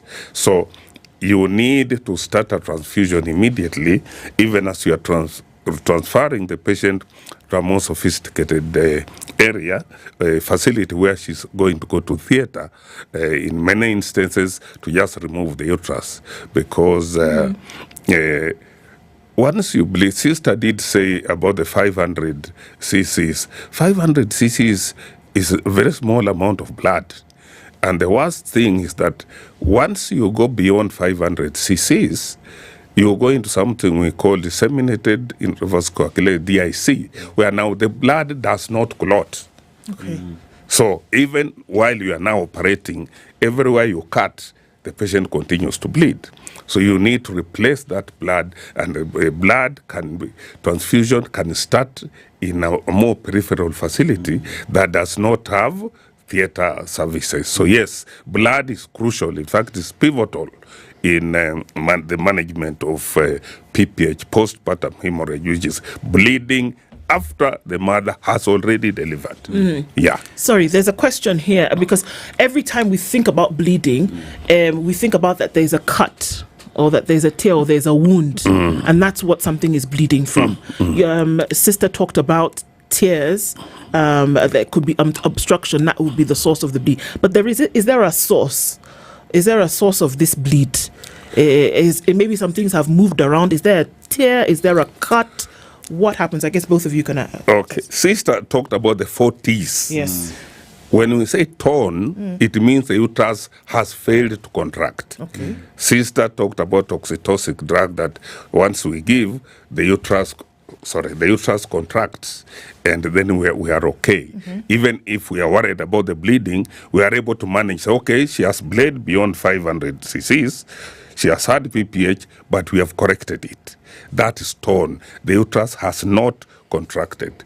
Trauma is when we have a tear. Okay. That's a tear, and this tear has happened during delivery. Maybe the mother pushed before the cervix was fully dilated. So we have now a tear. That's trauma. Tissue is when the placenta has failed to come out. Placenta has, and again, we couldn't predict.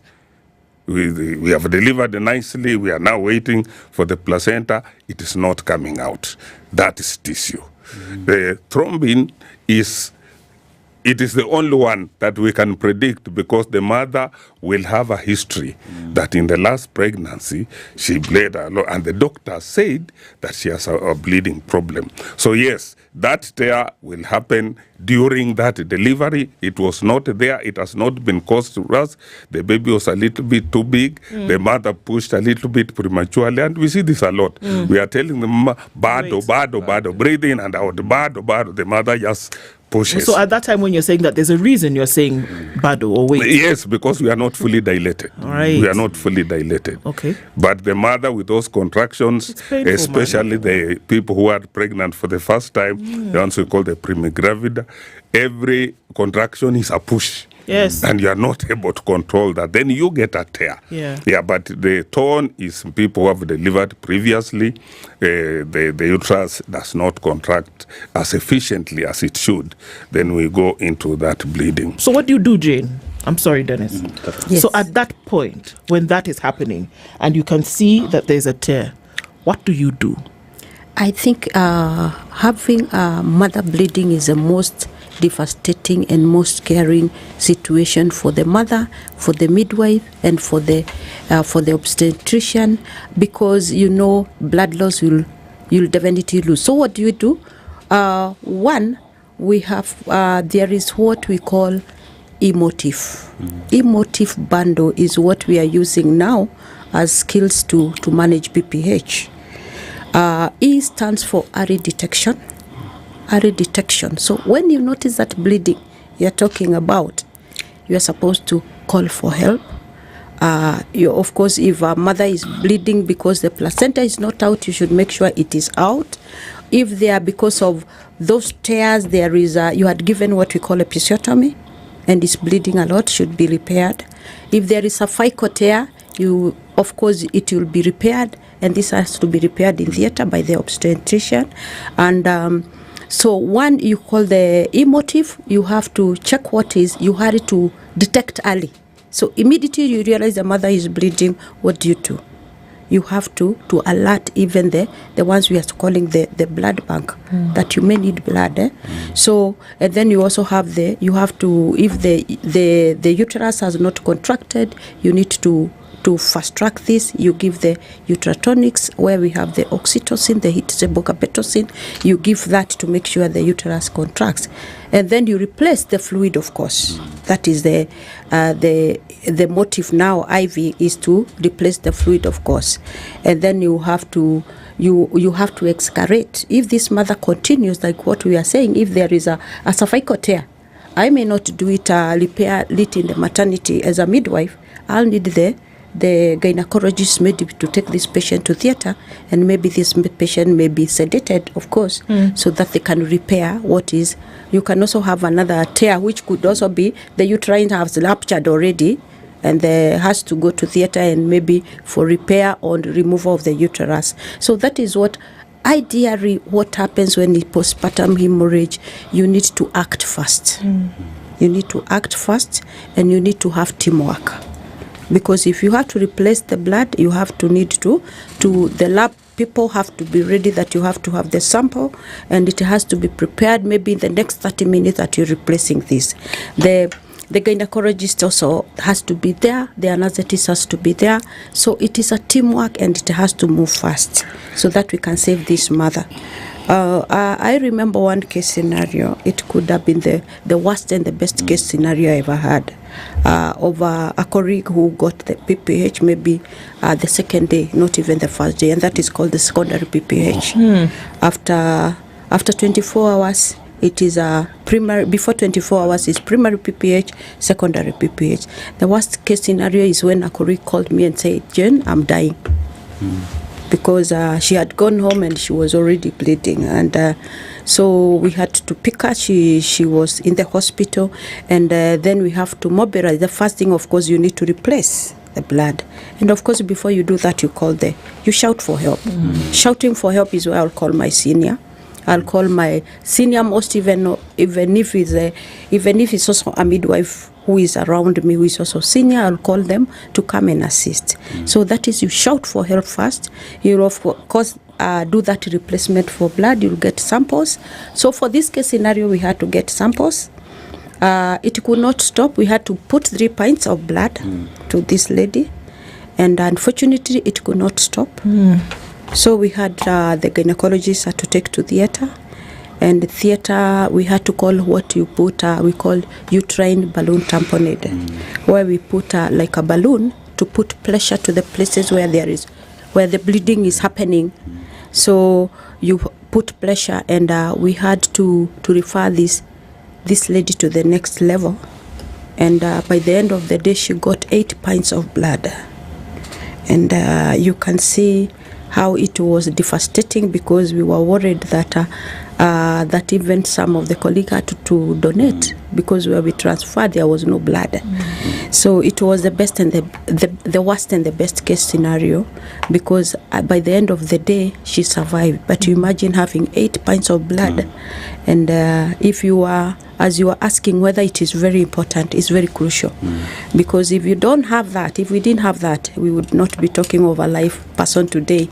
Yes. So you look at all these, and then the next question is, what would be the risk factors that do exist? And I will just go through some. Let's talk about prolonged or rapid labor. We have over distended uterus, that is either twins or a large baby. And then we have previous PPH. Daktari now says here is that would now come through the history, and retained placenta, preeclampsia and eclampsia, and uterine fibroids. So now here's a question where, with all these in mind, especially where we know either you're having twins or a big baby, this is considered to be a risk factor.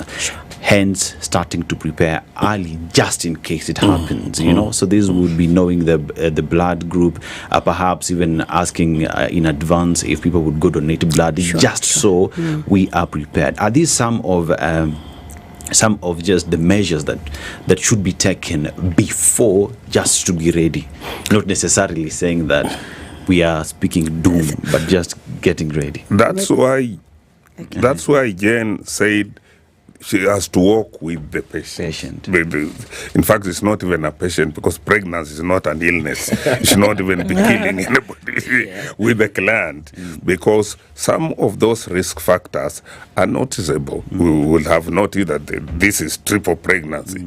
So that will overextend the uterus. It will interfere with the tone. We will already know that if the clinician is at a place without those remedial factors that we have mentioned, then you will deliver at place X only. Okay? Things like uterine fibroids. Uterine fibroid is a stone. So it interferes with the elasticity of the uterus. So once the baby has been pushed out, either normally, so the uterus cannot contract. The bleeding vessels are just looking at you, and the oxytocics that Jen is talking about will not work very well. So we'll have said, because of this uterine fibroids, you'll deliver at place X. Because of your history of previous bleeding, you'll deliver at place X. Because this baby looks clinically big for this small girl, you will go to deliver at place X. So that we are talking about the uterine rupture. All those, because, now, something like retained placenta just ambushes us like that. Na imekataa, imekwama. And but if some of the causes of retained placenta are things we call pacrita and acrita, where the placenta is abnormally buried into the uterine wall. Now that, in a sophisticated situation, we will have known sometimes from the ultrasound, just routine ultrasound. All these are things that should be routine. We should not wait for the patient to feel ill from something for us to do them.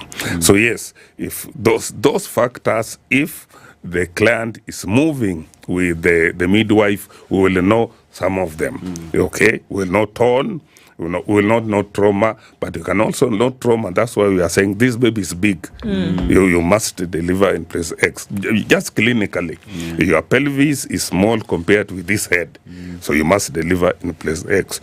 So working with the midwife is extremely important. And let me just put something that Jen said before we forget. Another important reason why the patient should work with the midwife, Jen did say that even 200 cc's of blood loss can be BPH, because if we don't know that this mother's hemoglobin is 7, even 50 cc's will be PPH.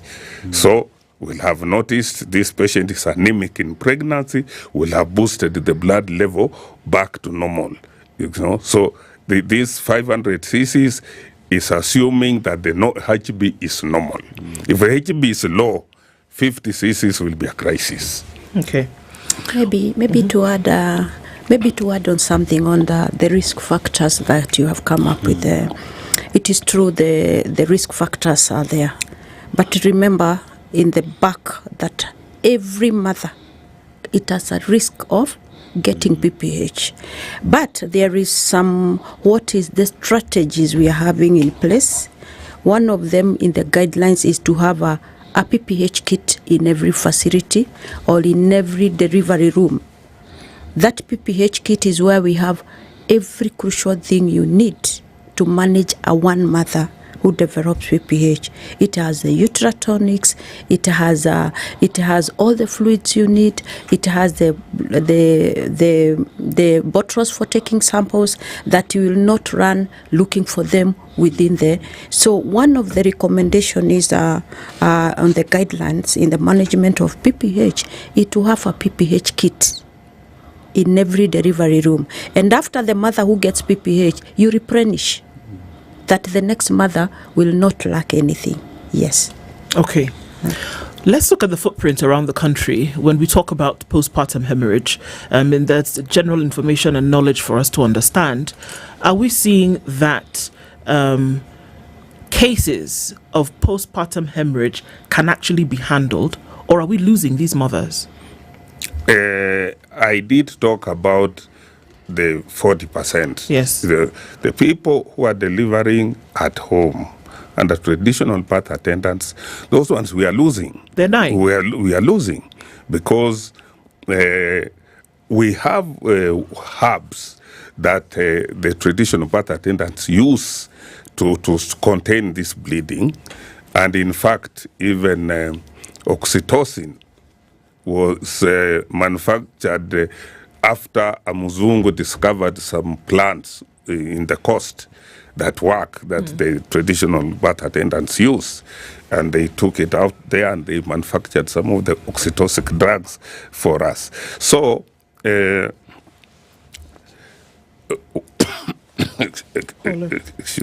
excuse me. Yeah, so the drugs, the drugs that we are using are available, but to those birth attendants, which takes me back to what we did as a government in the mid-80s. At that time, the government integrated traditional birth attendants into the healthcare system, and they taught them to pick those risk factors. Small girls with big baby, mother with the pelvic disability, all this swelling that leads to the hypertensive disease of pregnancy that we are talking about, and send them to the facilities. And it worked very well for a while, but it became disastrous because now traditional birth attendants decided that they have been trained, so they are doctors. So they started to handle very dangerous cases. So the program collapsed. But if we had surveilled it and evaluated it and supervised it properly, we would have reduced the overall maternal mortality, not just due to PPH, but due to all the risk factors. So yes, to answer you specifically, the mothers that we are delivering under traditional birth attendants and they are getting PPH are dying. Goodness. Yes. Maybe to add something on what Dr. Charles has said, one, there is also the strategy by the ministry, of course, to reduce this burden. This is not only a priority in Kenya, it's a worldwide priority for taking care of PPH. One is training the healthcare workers with what we call EMOC trainings, where we have them trained on the basics of what is supposed to be done. And this is where the kit comes in. And we know ministry is doing that. However, we still have gaps. The gaps is where we talk of the socio-economic status, and of course we also have the infrastructure. Those are the challenges we also get.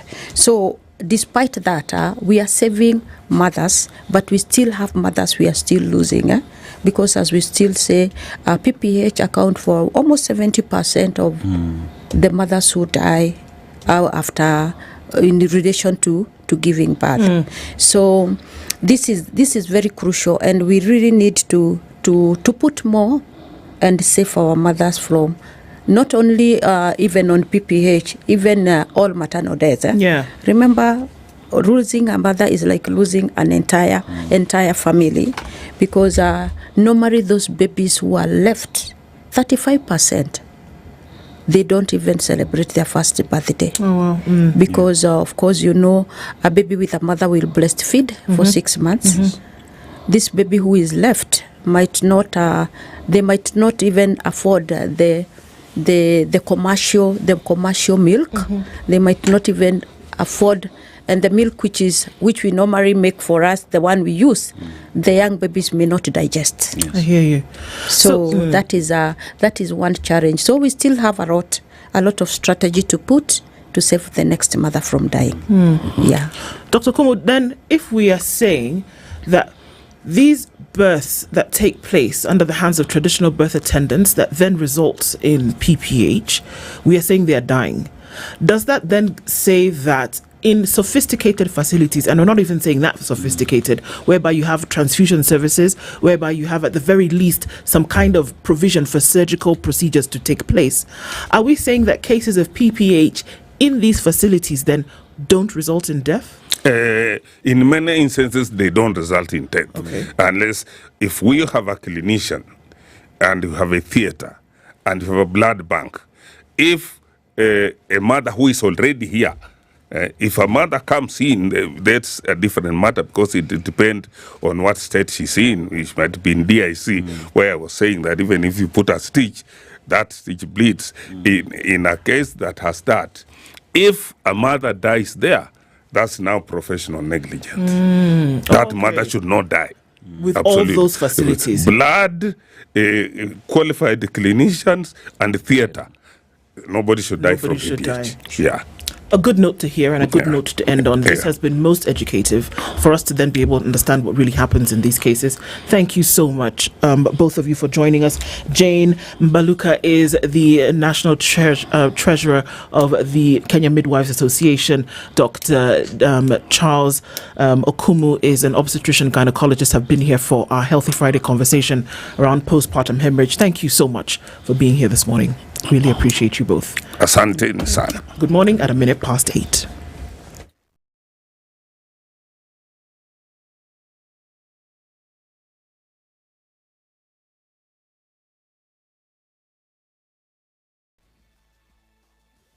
Good morning. This is the news. I'm Lea Ubaga. President William Ruto has issued a fresh Gazette notice appointing Erastus Edung Ethekon as chairperson of the Independent Electoral and Boundaries Commission, along with 6 commissioners after the High Court nullified an earlier appointment made on June 10th. The latest appointments come after the court upheld the nomination process but declared the initial gazettement unlawful, ruling that it was done in violation of existing court orders. No person may claim or exercise authority contrary to the Constitution. Proceeding with appointment or swearing in of the appointee commissioners, despite a court order, would violate Article 10, that is respect for the rule of law, and Article 73, responsibilities of leadership, as well as Article 250, thereby eroding the legitimacy of the commission itself. Any action taken in disobedience of a valid court order is not only a legal wrong, but an unconstitutional act, therefore violating the Constitution. Acts done in defiance of court orders are null and of no legal effect. In the new Gazette notice dated July 10th, the President has appointed Ann Nderitu, Moses Alutalala, Mary Sorobit, Hassan Nur, Francis Odhiambo and Fahima Arafat to serve as commissioners. According to the Gazette notice, both the chairperson and the commissioners will serve a single term of 6 years. The appointments now clear the way for the commissioners to take the oath of office and begin preparations to steer the country through the 2027 general elections. If you are accused of corrupt dealings, a new law proposed by the Attorney General will now require that you know your fate within a year, including determination of appeals. Attorney General Dorcas Oduor unveiled the Anti-Corruption Laws Amendment Bill 2025, which seeks to speed up justice in corruption cases. In the same breath, I wish to acknowledge and commend the collaborative effort that went into the Whistleblower Protection Bill and the Anti-Corruption and Economic Crimes Amendment Bill, both of which were also subjected to broad-based public participation and have since been revised accordingly and transmitted to Parliament. Indeed, these bills are crucial in strengthening our anti-corruption architecture by providing protection to individuals who disclose wrongdoing and closing legislative gaps that hinder effective prosecution and asset recovery.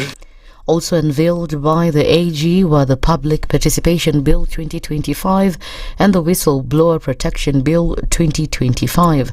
Oduor said these new proposals are meant to create a legal environment that strengthens institutional integrity and restores public trust, further thanking all those who made sure that the bill was completed.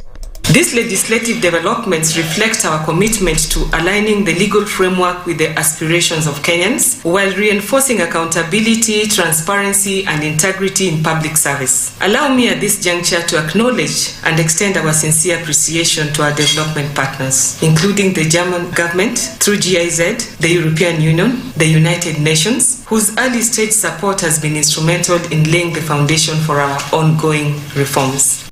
The Kenya Bureau of Standards has intercepted 24,000 substandard electrical extension sockets worth 2.5 million imported from China.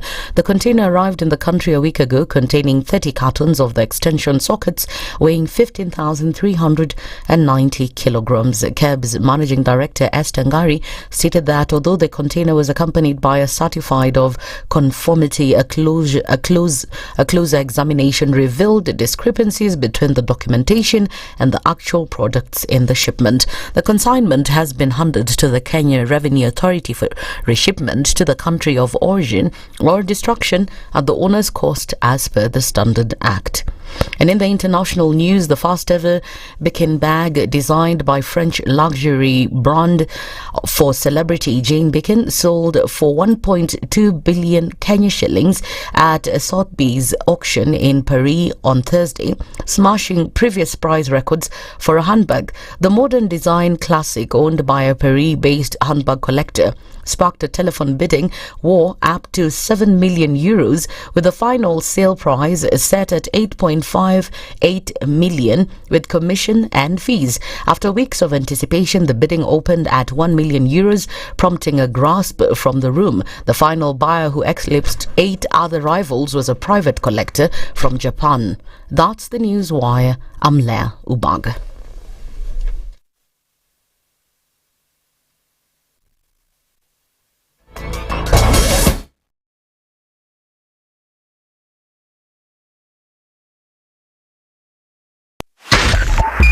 .5 Spice FM, Kisumu. One of the things that are ailing our country is negative ethnicity. You find you as a state officer, instead of thinking as a Kenyan, you think like a tribal person. Let me tell you something. The biggest problem we have had in this country is a leadership deficit. There is nothing that you are going to do in the process of change if you are not a risk taker. So you really have to pursue your vision to a logical conclusion and even be ready to step on people's toes. When it comes to the economy, you can run away with it. They say statistics are like bikinis. They reveal a lot, but they conceal the vitals. And so government people would throw statistics at you and tell you they're revealing a lot of information to you, but it's really concealing the real vitals. We need to get out of that, because when we want to grow our democracy, one basic thing that really requires to be understood by the political class, by all of us, is institutions are critical. This is the Situation Room, the only way to start your day. Good morning, and I love your show. Thank you. Having come from a Kikuyu radio background, I migrated to Spice because of the content. I was born in a slum, but somehow I got a break in life. So sometimes when you see the sweating coming out because of the passion and whatever it is, behind the noise, there are people, and we share the same umbilical cord. It shouldn't be like that. I am so disappointed. We used to tell Honorable Raila Amolo Odinga that he's doing policy of conmanship, and even President Uhuru Kenyatta, serikali hii ndio iko na conmanship ya hali ya juu. You cannot promise people that you reduce tax, then you double. In politics, there is the issue of trust. For you to turn around and then stab the same people who gave you that trust, there is no other level of dishonesty. Imabo, utaona dunia tu. The Situation Room, Kenya's biggest conversation. Traffic. Okay, so where are we this Friday morning? Coming in on the streets. If you're on Mombasa Road and you're heading into the city, you'll find that there's no traffic, so that's a good thing. Very little traffic as you then approach the Nyeri Stadium roundabout. On Jogoo Road, however, that's a different story, as it is a different story coming off of the Eastern Bypass getting towards North Airport Road, and also traffic that's coming in from Outer Ring makes things just a little bit stickier this morning. And as you get off Langata Road going towards Raila Odinga Way, you'll find some traffic there, and then also finding you through towards the Nairobi Funeral Home Junction. So that's happening there. And on the Thika Superhighway, there's some traffic as you then approach Survey. Kiambu Road has no traffic here whatsoever, and there's a little bit of traffic as you come in on Limuru Road past the village market out towards Muthaiga. So that's about the worst of it for now. We'll keep an eye on all of this and try to keep it moving. We'll talk SpiceFM KE on X. Hashtag the Situation Room.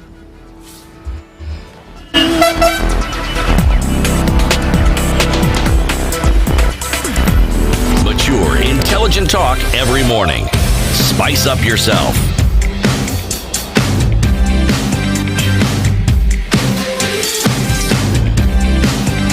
Mornings done right. 94.4 Spice FM, Nairobi. A very good morning. And 9 minutes after 8 o'clock, this is the Situation Room. It's Kenya's biggest conversation, looking at now one conversation that we've had a lot of, but it takes on a different shift kind of this week. And we'll tell you what that is again in just a minute. But have to remind you a number. It's 2,999, and you wonder what it is. Well, that's how much you pay for a router that will bring you Safaricom 5G, whether you're gaming, whether you're surfing, and you're tired of these lags when you see that circle and you wonder, okay, are we going to continue seeing the image? You're not quite sure. Well, Safaricom 5G says with us, you don't have to worry about that. The great thing is that you can take it wherever. If you're going on a road trip and you want to continue, go with it. If you're going into the city and you don't want to stop your work, go with it. You can take it in your car. You can take it on holiday. It's the 5G router from Safaricom. It costs 2,999 shillings. You can get on it, and you can get on it now. Also, if you're not a person who moves around a lot and you're just looking for some stability into your work, into your office, and just for school studies and stuff, hook it up. No installation fees. No maintenance fees. Everybody's going to do that for you for free while you have installed this. So you need to get to Safaricom today, dial *400# and find out how you can make it happen so that your streaming doesn't need to be interrupted anymore. Safaricom Home Fiber. And if you're looking for a specialist, don't go far. Aga Khan University Hospital tells you usiende mbali. Specialist tuko kwa mtaa wako. Sitafuta specialist anywhere because tuko mtaa. Now Aga Khan University Hospital has brought specialist care near you through their 53 outpatient medical centers. Now, Watwa Eastlands, we've got you with following medical centers. Where exactly? Buruburu at the Kenya National Library Services Complex, Embakasi opposite Kenya Pipeline Staff Quarters, Donholm at the Greenspan Mall in Donholm, Komarok at K Mall, now Ruai along Kangundo Road, Isli along the General Wairungi Road. Now, some of the specialists available at the Aga Khan University Hospital Clinic in your neighborhood include pediatricians, gynecologists, cardiologists, urologists, family physicians, neurologists, a nutritionist, psychiatrist, ENT, dentist, dermatologist, among others. Now, visit any Aga Khan University Hospital Medical Center in your hood today. All call 0730 011 888. Aga Khan University Hospital, world-class care here and now. Fantastic. Women in leadership, this perspective is what we're looking into this morning. And she is one of those who've disappeared. And then she'll tell us where she went. But she's here this morning anyway. Justina Wamai is a champion for economic democracy. And she is here with us this morning. Justina, good morning. Morning, Du. How are you? I'm fine. Dennis, morning. Morning. Yes, asante sana. You dropped off the scene for a minute there. I went to build the nation in other ways, as well as rebranding. You say, came back as a champion for economic democracy. Yes. So rebranding is also important. It is. Yes, and now I'm back. Yes. Karibu sana kabisa. Asante. Thank you so much for being here. We're going to look at a couple of things this morning necessary for us to do. We're also going to be joined in a short while by nominated Senator Tabitha Mutinda. She'll join us in a little bit as we, get into this conversation. Women in leadership, and looking at that perspective, somehow we progress, but somehow some of the same issues still find their way into this conversation. But we'll get into it. And even as we do, Dennis is going to share today's proverb. We'd like to hear an interpretation of it. And so when you talk about this progress, because I see the Senator is making her way in, when you talk about this progress, a majority of it has been on empowering women. If you look at the Constitution, 2/3 gender rule, making sure that equal opportunities, there is also equal pay for equal amount of work done. We talk about pay disparities when it comes to women, and it is a fight that continues to be there, and we hope that even in the political space it's something that we continue to push for. And Senator, karibu sana, we've been waiting for you. Karibu sana. Thank you. Yeah, so we just go straight to the proverb now. Proverb comes from the eastern region, from the Kamba community to be specific, and the Kamba community, interesting community. Talk about history, long distance traders. What does that mean? They had been business people from way back, talk about The challenges as well, most of the region is drought stricken, but then again, look at the initiatives being put in place to ensure that that is controlled. Today, if you want to have the best ndengu or lentils, kaban, and the mango season, you can't beat it. You can't just beat it. So when the time comes, yalla, my friends. But let's go to the proverb, right? Yes. A man who asks for direction never gets lost. It only had to come from long distance traders, because they were moving around. I'll put it in the context of this conversation today. Probably we've come a long way in terms of women in leadership. And now we are lost in why are we progressing? Are we progressing or are we not progressing? That is a big question. I think it's time to ask for directions. Asking for directions, in my opinion, is we need to change the whole conversation. When I look at teachers and their marking scripts in a mixed school, I don't think they say this is a girl's script, this is a boy's script. They always focus on, did you understand the concept? Did you remember your applicability? So I think it's about time when we start packaging ourselves, we move away from the woman aspect of it, like the way people say in Kenya, governor ni mama, and then what beyond mama, and start focusing on the intellect. Because remember, leadership is all about influencing and shaping policies and legislations that make life easier for Kenyans, So, and that is focusing more on the intellect and not that umama itself. So I think that the getting the directions or asking for directions is we change the whole conversation. And now women start highlighting their intellectual strength away from the umama, the uschana, the usupu. Yes. Okay. Senator Karibu. Asante. Thank you so much for having us. From the region, I didn't it's a regional conversation. But one thing, first of all, with the eastern region and the aspect of the long distance for years, we are a region that is very hardworking to start with. And in that long distance, we really learned how to create good networks, how to really be loyal. The Eastern region is really positive when it comes to that.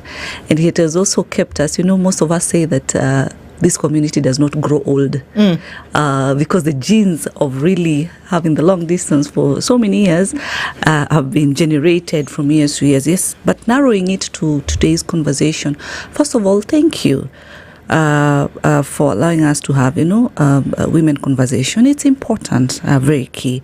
But I also want to agree with my sister that it's the high time that we desist from presenting ourselves sort of like the weaker species, the weaker gender, like I'm a woman, so you should pity me, you should just pitifully vote for me, I look good, I look hot, you should no, that is wrong. It should be based on the agenda, on the strategies, on the manifesto, that we need to achieve. And teamwork is the way to go. We've seen our young people coming outside. They've come in carrying the Kenyan flag. They never came out saying, I'm from the Mount Kenya region, I'm from the Eastern region, I'm from the Western Rift Valley. No. They are also telling us, let us have a conversation of oneness. Let us have a conversation of moving together. Because at the end of the day, this is our country, this is our nation. Well, all right then. And even as we get into it, so this is interesting because I pick up from something that both of you have said to talk about the fact that we are still looking into conversations around women in leadership. And if you want to talk about, now more than ever, I think you have the largest number of women in leadership positions when we talk about government, but then also in different sectors. And that's some of the things that we forget about, that community is not just government, that it is everything outside of government as well. So are we seeing that women have picked up certain batons in different areas then to lead? But then unfortunately, one thing that comes out clearly is that, it's beyond the Mimini Supu and all of that, but still it is used as a card that is put on the table, with one case that happened just this week alone, whereby a woman's anatomy is then brought into question.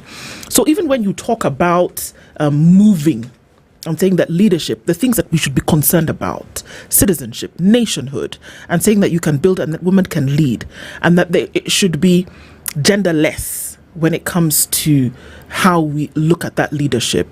Can you do that? And we'll start off with you, Justin. Can you do that if the old age issues still keep being drawn into the conversation?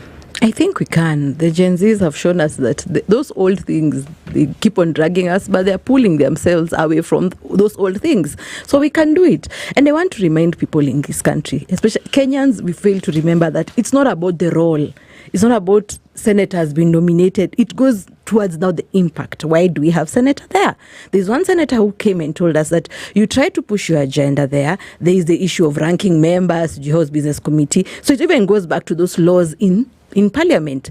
Do they curtail you to influence policy or legislations? So I think we need to also move away from how we see things maybe from a colonial perspective, or we do things that traditionally. How about we look at how do we fix things from a Kenyan way? If the Kenyan way is bulldozing and that's how we are used to do it, or bullying around, then let the laws reflect how we behave.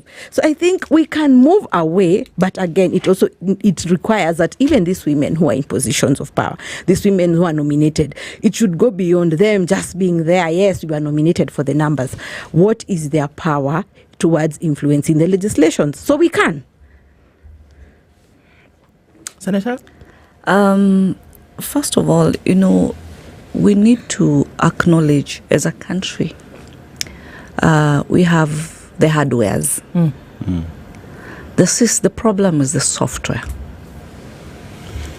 Where we are in terms of infrastructure, in terms of many other amenities, we have it in place.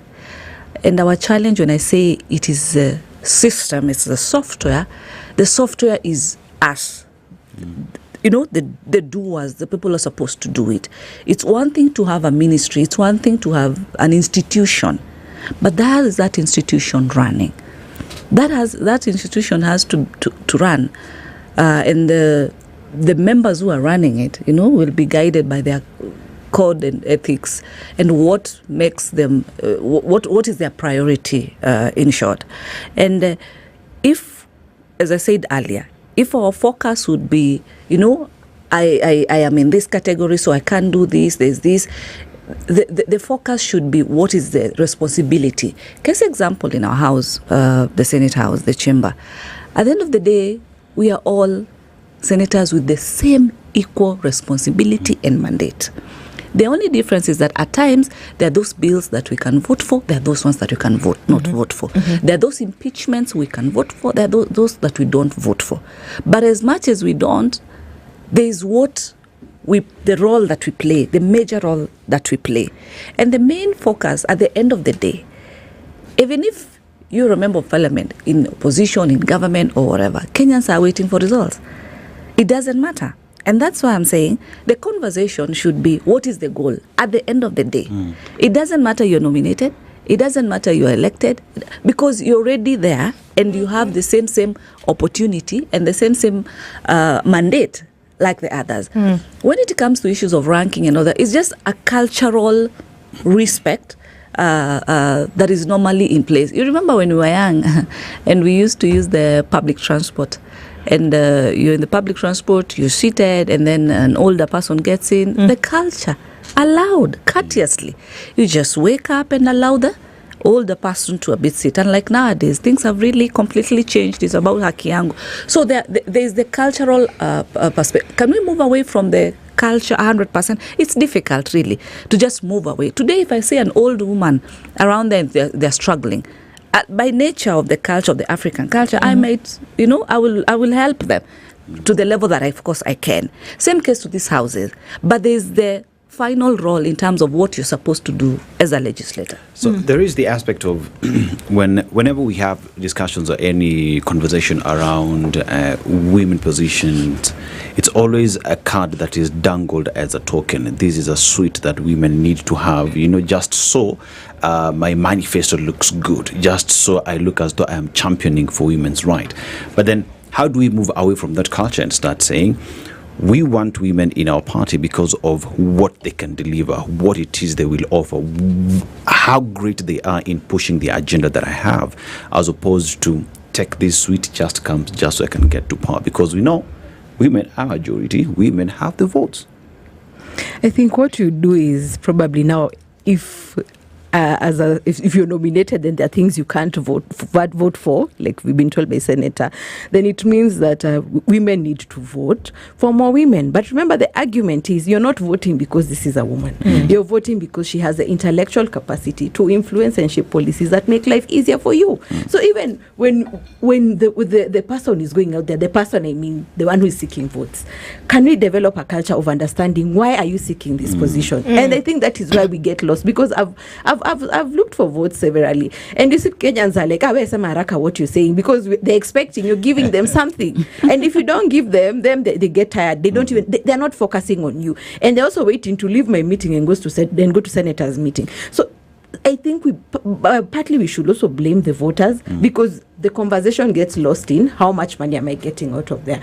But again, like I say, these positions are about the impact. It's not about I have a position.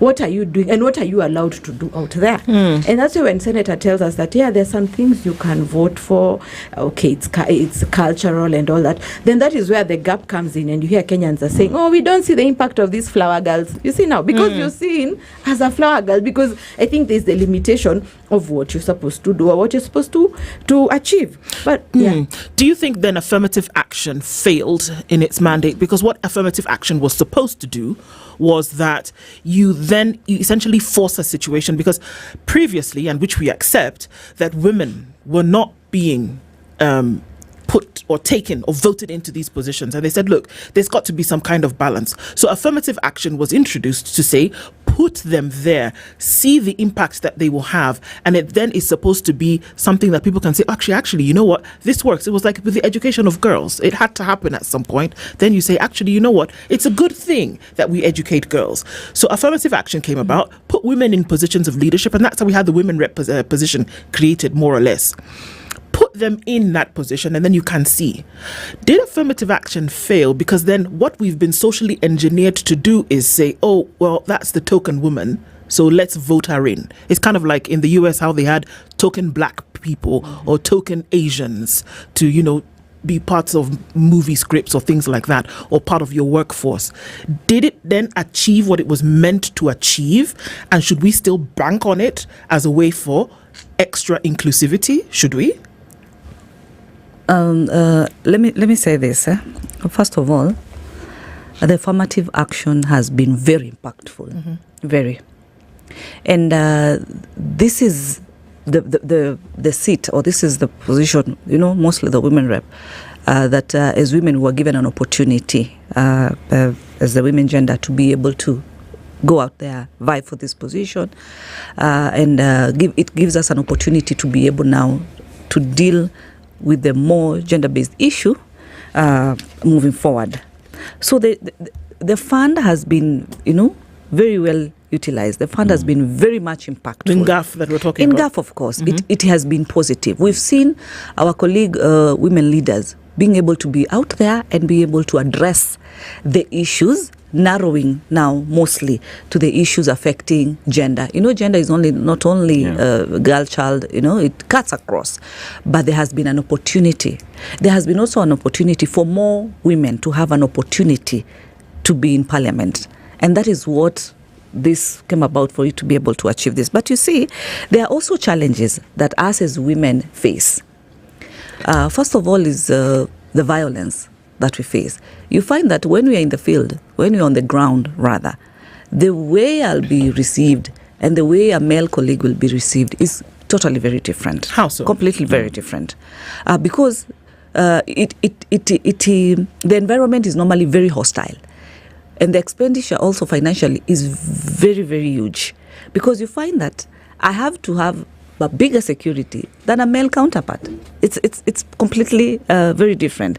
There's also where we're coming from, the cultural, whereby if your spouse or your family does not support you as a woman, they feel that when you go there, you might be headed and things like that. And so you find that this is not applicable. It does not happen with men. If a man were to come up and people are not judging him based on his family? Men are never judged. There are those things also that men can do out there, and it's not a big deal. It's like we've normalized or any negative that a male leader can do, it's not a big deal. For example, even when they go drinking and stuff happen, but when a woman, for example, does that, it's chaotic. It's what's going to trend. The cyberbullying that we see happening, attacking women, it's on another level completely.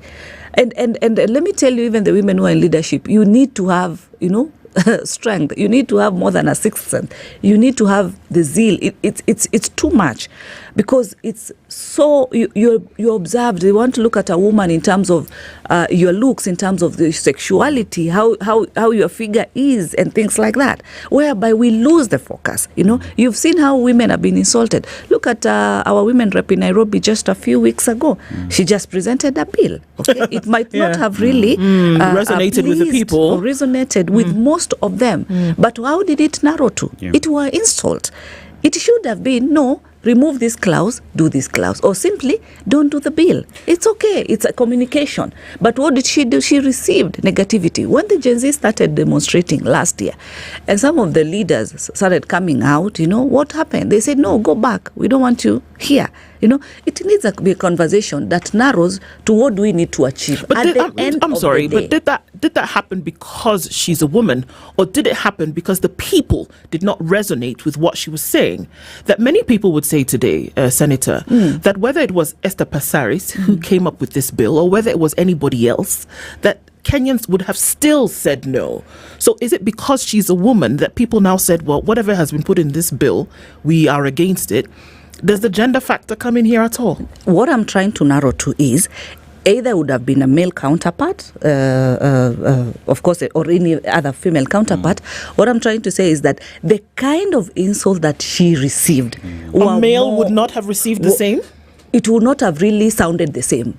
No, it would not have really sounded the same. The way male counterparts are even insulted, even when they get those insults, it's different.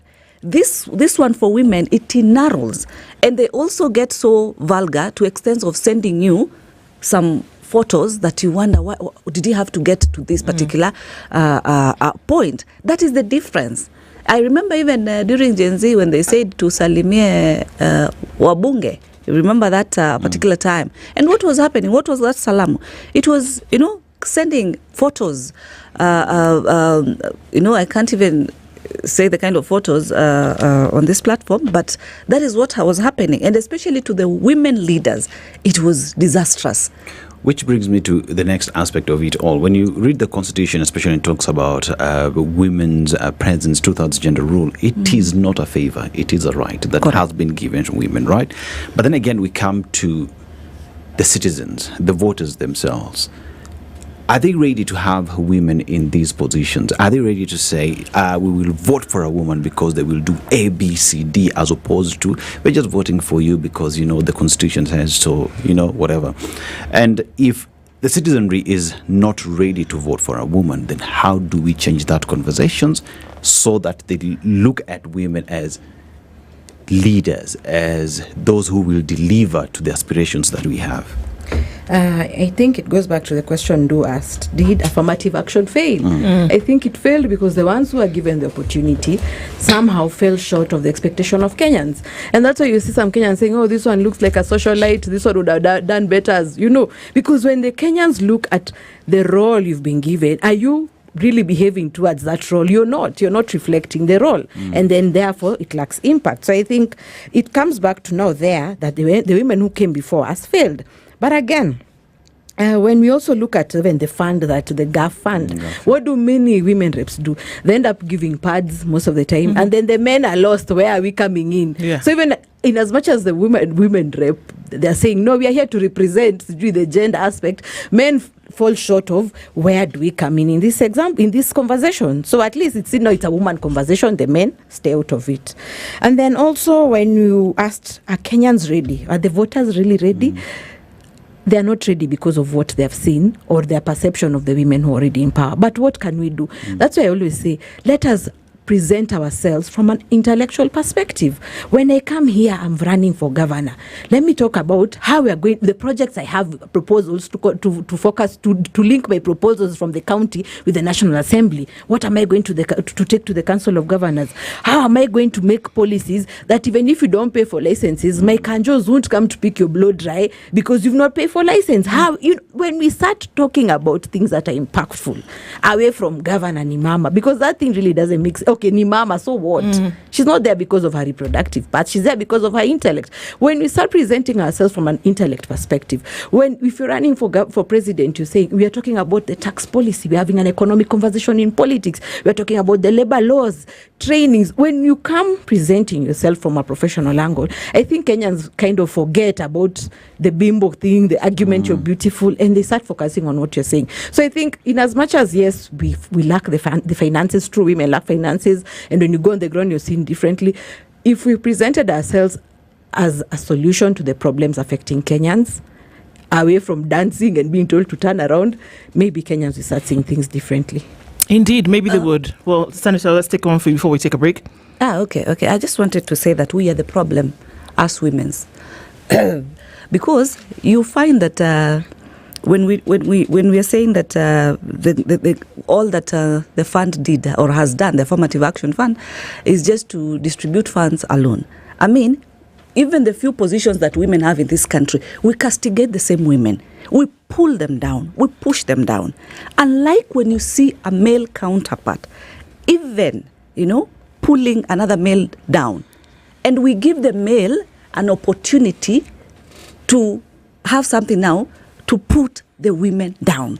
Because it is us women now who pull other women down. That is where the problem is. Because if my sister is saying that the fund has done nothing and all that it has done is the issue of just distribution of pads, I mean, also the fund has its own mandate, what it's supposed to do. When it comes to issues of the bit of the social aspects, dancing here and there, the male counterparts also do stuff, and even worse stuff. But you will never see male or men castigating these men. They don't do that. But women, that is, what you're really judged with. Not looking at what other intellectual conversations you can be able to have. The problem is us. Because when you see that particular leader, now today tell me, what is wrong with someone like Mother Karua coming out and doing a dance, for example, with the young people and all that? You cannot just judge somebody with one social, and everybody has a life. And you look at even when men do stuff, men do not go out there shouting and castigating this particular man as a leader. It doesn't happen. The problem is us women, we push each other down. We are the majority voters. We have allowed men to radicalize us as women and say, she cannot do it. She cannot do it. Because we are allowing these conversations to sound like that. We are allowing and say the women positions are not working. Us as women, we are allowing. Men are now laughing at the back and say, you see, we like it like that. We want it like that. Let's take a break. We want to be left alone in this assembly. Senator, I think that's an extremely important point that you've brought up, because then let's look at that particular position when we come back from this break, what it was meant to do vis-a-vis what it has actually achieved and what it is doing today. Because affirmative action insisted that that position be created so that we can see, number one, how women would actually govern, number two, the impacts that will be felt because they've been put in those positions, and what do they do with the legislation, what do they do with the representation, and what do they do then with the oversight in those positions, because they are members of parliament. Correct. They are. Yes. So what has it actually achieved, and can we say that it has then lived out what it was supposed to do from the beginning? And then, of course, to ask the question, when we look at this, that are women holding women to higher standards than they're holding men to? We'll come back and look at that. While we remind you that every child deserves a healthy start in life, but threats like typhoid, measles, rubella still endanger our communities. Typhoid is a serious illness spread through contaminated food and water. It causes high fever, stomach pain, and fatigue. Measles is a severely contagious one as well, and leads to many complications, but these are all preventable, and that's the good news. So from the 5th to the 14th, the Ministry of Health has rolled out a nationwide campaign Children between 9 months and 14 years will receive the typhoid conjugate, while those between 9 months and 5 years will receive the measles rubella vaccine. All of them are safe, effective, and absolutely free. You'll find health workers at public health facilities, schools, markets, and places of worship across the country. It's time to protect the future, one child at a time. Visit your nearest vaccination center today. This message is brought to you by the Ministry of Health, UNICEF, World Health Organization, and development partners, right here on SpiceFM. Sorry.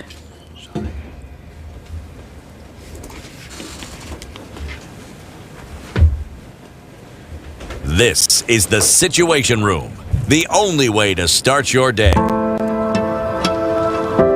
The Ministry of Health is conducting a typhoid and measles rubella vaccination campaign in all the 47 counties from 5th to 14th July 2025. The typhoid vaccine will be administered to children aged 9 months to 14 years. The measles rubella vaccine will be administered to children aged 9 months to 5 years. These vaccines are safe, effective, and available free of charge at all health facilities, schools, markets, and places of worship near you. Typhoid is a serious disease that spreads through contaminated food and water. Maintain safe water and sanitation even after receiving the typhoid vaccine. Measles is highly contagious. It can cause severe complications and even death. Vaccination against measles offers the best protection against the disease. Let's protect our children from typhoid and measles rubella. This message is brought to you by the Ministry of Health in collaboration with UNICEF and the World Health Organization. The weather with SpiceFM. All right, looking at weather this morning, currently in Nairobi, partly sunny conditions carry us through at it's 15 and cloudy into Nakuru, and it's 15 and mostly cloudy into Nyeri. Eldoret is cloudy at 14, while Mombasa is sunny at 25. Malindi is partly sunny at 25. Kisumu at 20 is sunny, with Kakamega sunny at 17. Mostly sunny conditions in Kampala at 20, while Dar es Salaam at 23 is sunny. Johannesburg is sunny at 5, while Mogadishu is partly sunny at 26. And it's light rain now in Addis Ababa at 14. We're looking at mostly cloudy conditions in Lagos at 25, while Kinshasa is sunny at 19.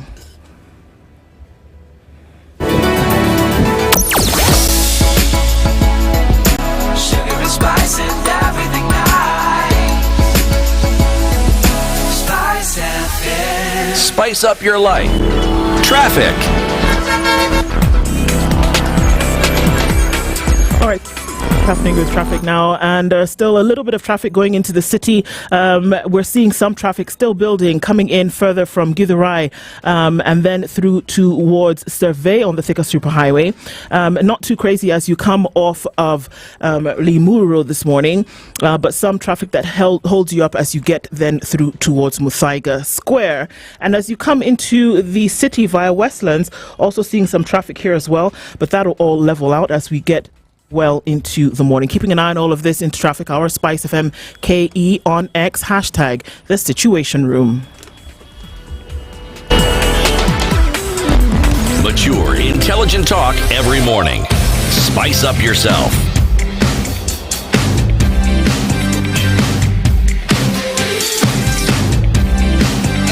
Mornings done right.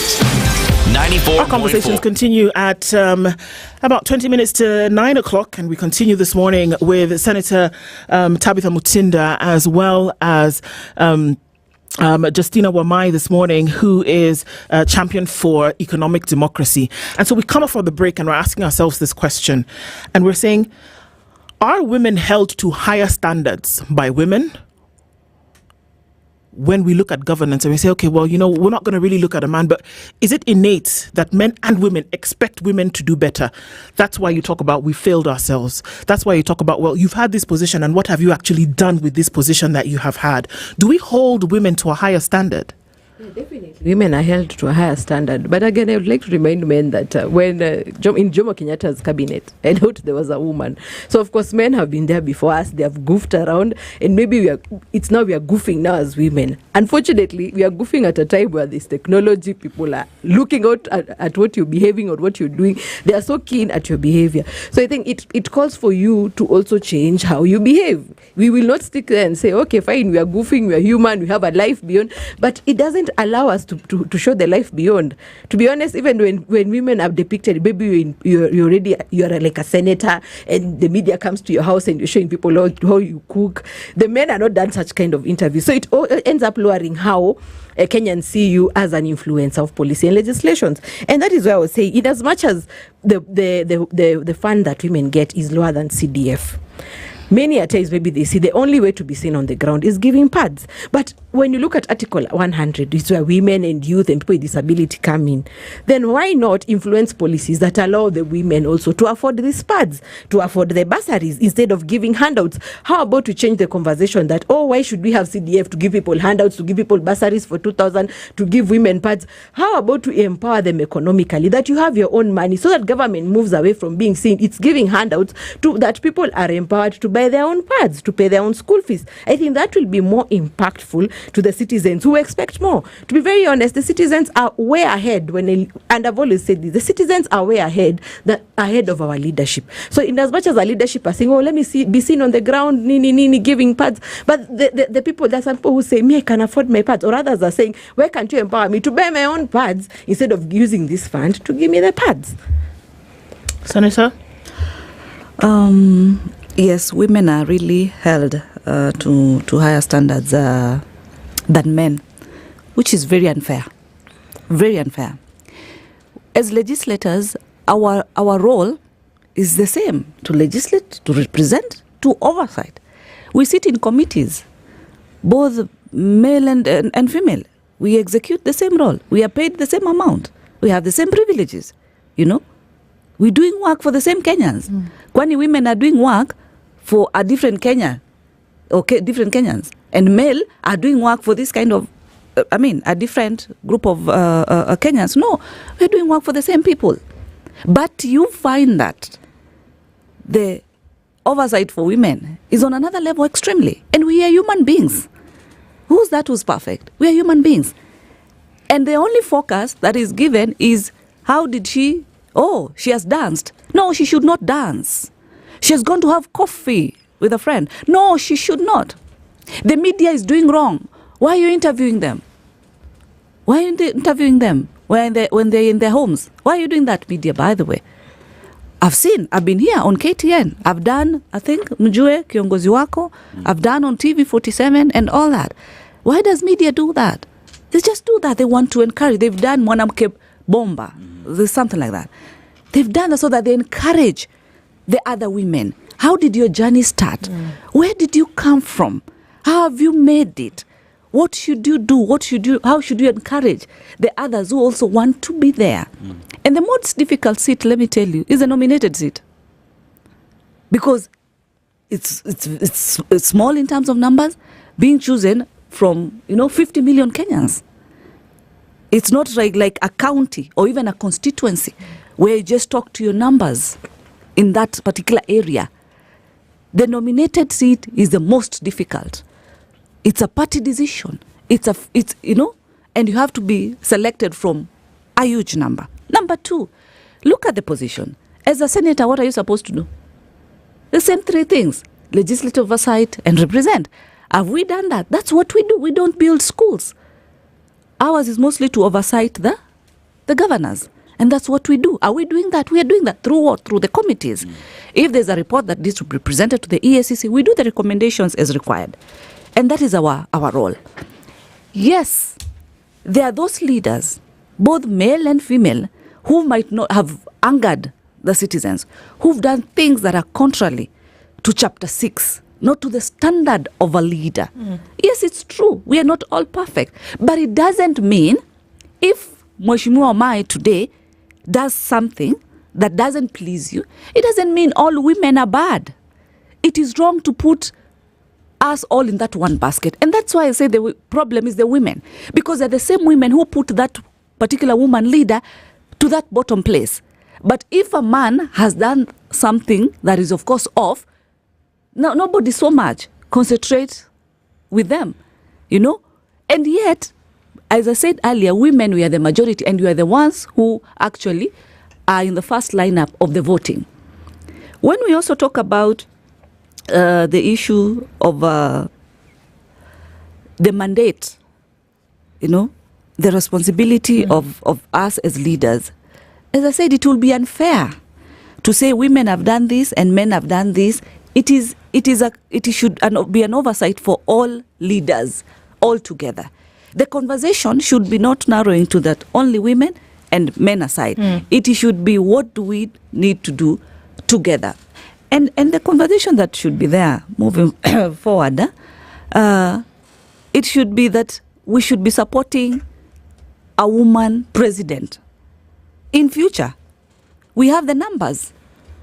We should stop, and I would encourage women to stop really hammering the women leaders that much. It's quite discouraging. When someone says, what have you done? What have I done for you personally? Or what I've done is what is within my mandate. Have I done my oversight? Have I done my legislation? Have I done my representation? I've done that. Some will even ask you, how many people have you employed? I'm not an employing authority. I am not. To be very honest, you understand? But when we bring conversations, for example, it's just an example, that yes, can we consolidate all this bursary that is with the women rep, that is with the county governors, that with the members of parliament, and offer a free education? That is excellent. That cuts across. And it shouldn't matter who brings it to the table. Exactly, and we should support. But if a woman brings that, stands and says, this should be the way to go. Look at you. You cannot even walk properly. Look at you. You cannot even dress properly. What does my dress code have to do with a conversation that says, let us bring all these bursaries together and have free education? That is what should be encouraged. We are narrowing and focusing on how someone looks, how someone has spoken, how they speak, how they dress, and how they do that. That is their own personal life. When they come to the voting, if you don't like them because they dress badly, it's fine. If you don't like them because they have a big head, it's fine. What should be important is the leadership that they offer. Why does that happen? And I want to marry it with what, Justina, you had said earlier, where you say it should be the intellectual, it should be intellectuality that is considered when we're talking about leadership. When I come and I ask, well, okay, everybody presents their CV, essentially. It doesn't matter whether you're female or male, and that we look at the things that you've been able to achieve. But why does that happen, that your gender is questioned, or things that about you are questioned on the basis of your gender? Why does that happen? I think it goes back to those women who were there before us, those ones who are put on that mirror, that weighing scale. How did they present themselves? And unfortunately, the voters are always stuck into that angle. And that's why Moshima mentioned a point about we should support a woman president. I agree. But I want to remind voters that you are supposed to maximize on utility. Utility is the benefit you get by having that person in power when it comes to influencing policy. But then we need to remind the voters that politicians' work is to maximize on votes. So then they'll come. So there are two conflicting ideologies here. You are supposed to maximize on utility. The politicians are maximizing on votes. So for them to get votes, they can promise you anything. But you, from a utility perspective, or the benefit of having that person there, what are you getting out of it? And that is why I'm saying we need to go back to what are the policy proposals, legislative proposals in the manifesto. So for me, when I'm saying if I vie for president, yes, I'm looking out for the woman vote. But in addition to the woman vote, I'm looking out for Kenyans who will vote for me because the policy proposals, the legislative proposals are making sense to them and they're benefiting in terms of getting them to the next vision. Remember, we are 60 years old. We've been having this argument of women vote, women are doing this. How about now we change the conversation? Instead of looking like we are competing with the men, then let's beat them intellectually. I mean, when the teacher is marking this script, does she say this is Dennis and this is Justina? No, they look at our ability to absorb what was taught in class. So if we all started angling and shaping the narrative, including the media, towards what are you telling us beyond the umama and the whatever, what are you telling us? I think that will also make the voters start seeing things from a different perspective. Yeah. There's this argument, people say, oh yeah, people voted for Ruto, and they say they didn't vote for Ruto the man, they voted for bottom up. If we start showing it like that, and others, people voted for Raila, yes, because of the policy of the 6,000 per. If we divorce the person and focus on what they were proposing, I think even the voters will now start seeing beyond Justina, this is the argument that they're bringing forth. Yes. Senator, you see, we look at what Kenyans are saying, and Kenyans are going harm, and we are in the information age where anything you say will always be used against you or Correct. for you. But here we are in terms of changing the narrative based off what we have done with the opportunities that we have been given. As we speak today, you are nominated Senator, and one would say if you're going to vie next, you would be judged based off what you did with the opportunity that you have today. Where you sit, are Kenyans able, or would be your supporters able to say, I will vote for my senator to get in the second time elected based off what she did on the floor of the House? Let me pick from where my sister's left. And she's brought out that we should judge leaders by their intellectual capacity. That one I agree with her. We should not judge women leaders by their sexuality and any other mandate, their dress code and all that. To me, that is not fair completely. But if I'm going to look at her and look at how she presents the issues and give her a vote, that should be the way to go. But these others, we should not entertain as women at all completely. And we should not allow men to use how we castigate our fellow women to put each other down. That should not be the conversation. Let's allow each other to really discuss matters on table, matters that move this country forward. The other thing is, I've heard her talk about this issue. She has really repeated it in terms of why do we say governor ni mama, governor ni mama. In politics, when you're on the ground, slogans just come. And these slogans come from the voters themselves. At times, I also go to the ground. They give me some names, from how they view, from how they look at me, So these names normally come from the people. We also have, because today the Eastern region is here, we also have in the Ukambani where we say Kava Mama, like Afadhali Mama, that's what it means. And it's a narrative that comes from the people on the ground. They embrace it, they do it. Not that the women governors that are in position are positioning themselves, I'm a woman, vote for me because I'm a woman. No, not really. But these are just slogans that come from all over. They come in all sort of manners. Narrowing to today, because I'll be going for position in 2027. What have I done what I'm supposed to do? 100%. My responsibilities are 3: to oversight, to legislate, and to represent. Have I done that? I have done that. I don't build roads for you to ask me, which road have you done with the fund that you are given, for example? Do I build classrooms? I don't build classrooms. How many people have you given bursary? I don't distribute bursaries. My mandate is just narrowed to that. Have I done that? I have done that. Have I presented leadership and had and offered a solution in terms of what is happening even today as our country? I have said we should have a national dialogue.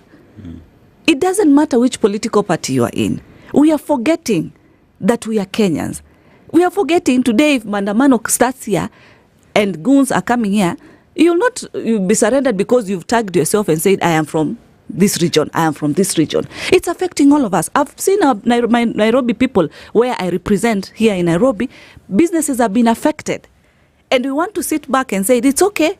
Let it continue. And we want to allow some leaders to say it is a certain community that is being targeted.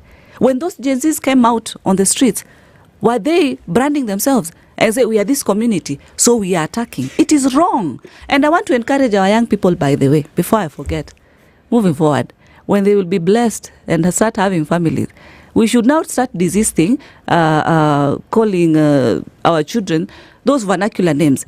If we've named her Tabitha, and your husband is called Enoch, for example, name her Tabitha Enoch. Let us have that birth certificate like that. Because now, this tribal card is still a problem. up to date. We are still continuing generation by generation. And the young people, when they are coming out, they don't want tribal. Therefore, they don't want to be grouped. Because I am Meru, I am Kamba, I am this kind of community. They don't want. They want a conversation that talks about job opportunities for them. And we are telling them, can you stop destroying even the few jobs that are there for those people? And we have a conversation, come on table, we have a conversation of how, then do we improve this? Where is the challenge? We need the business people on table. We need the church leaders. From Monday, I've not had church leaders coming aboard, doing pressers and say, this destruction of people's businesses is wrong. We are not hearing that. I do not agree with shooting completely. And I really condole with the families that have lost their beloved ones. Look at that young girl who was watching TV and this stray bullet finished her. I don't agree to that. And the conversation should be solutionable. Should not be today I'm wearing a trouser. Who said I should be wearing long dresses all the time? No. Which means you agree. Listen to what I say. Don't look at how, Listen to what I say and not how I look. Essentially, what we're talking about now. That the conversation must take an intellectual shift. That it shouldn't matter what you look like or what gender you are. It is the policy. It's not the person, Justina. It's the policy. Yes, yes, and that's why. Let me add on to the national dialogue. May it not be lost to Kenyans that anyone who is elected, those ones who are in parliament, anyone who is appointed, those ones who are in executive, draw large salaries and allowances. They are the ones who should be giving us solutions because they are there at that level, at that strategic level, to make choices, to make decisions that add value, that are going to take this country forward. So when they tell us to sit down, they are laughing at us because then they're adding a salary and then they're expecting solutions from us. They have the brains. Can they make their brains work to give us solutions? Not unless they're telling us they're the wrong people for the job. If they cannot give us the solution, because they're the ones who are there to look at where are we taking this country. The president has been arguing, time for Kibaki, you are not bringing issues.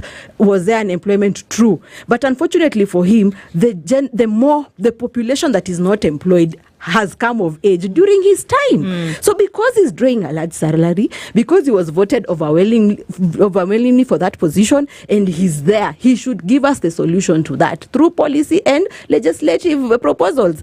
Us out here, we are expecting him to give us directions. So we cannot come and say, we are going to help them give solutions. Can they put their brain to work so they give us a solution and a way forward? Let me say this. I know our time has moved. You see, salary is not everything. Either you earn 10 million, we have corporate CEOs who are earning millions in this country.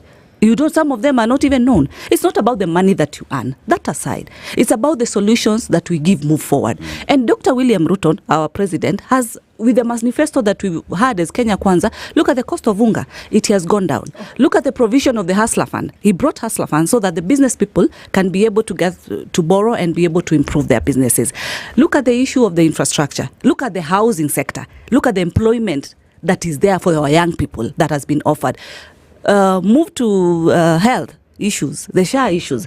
I heard the minister the other day gave a good report in terms of where we are as far as health issues are concerned. No matter how good or bad. We've had challenges. We don't refuse. We've had challenges. For sure. But at least there's something that has been done, and more employment. The issues of universal health workers who have been striking over years, they are going to be paid. They are going to get their remittances on time, and that is going to be sorted. Our doctors and all that. And time will tell. Yes. We have to end this conversation here. But then to be able to say that, choose the policy over the person, and then to see the manifestation of that, I think, is one of the things that's come up very clearly from this today.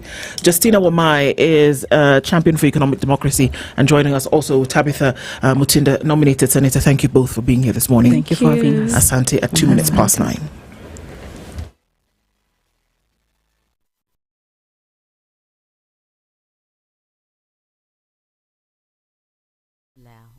Human rights activists in Bungoma County have expressed their dismay over President William Ruto's decision to order police to shoot protesters looting public property.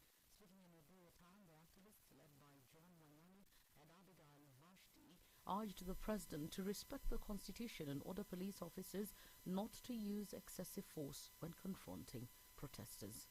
Serikali ambayo tuliiweka kwenye hatamu ya uongozi na tuko na katiba ambayo inasema kinaga ubaga kwamba kazi ya maafisa wa serikali ni kuweza kugaranti security ya wananchi wa Kenya wakiwemo vijana. Vijana hawa walijitokeza na kuweza kuweka serikali hii kwenye hatamu ya uongozi mwaka wa 2022. Imekuwa aje kwamba serikali ambayo vijana waliiweka kwenye hatamu ya uongozi, serikali yenyewe imejitokeza na inawaangamiza.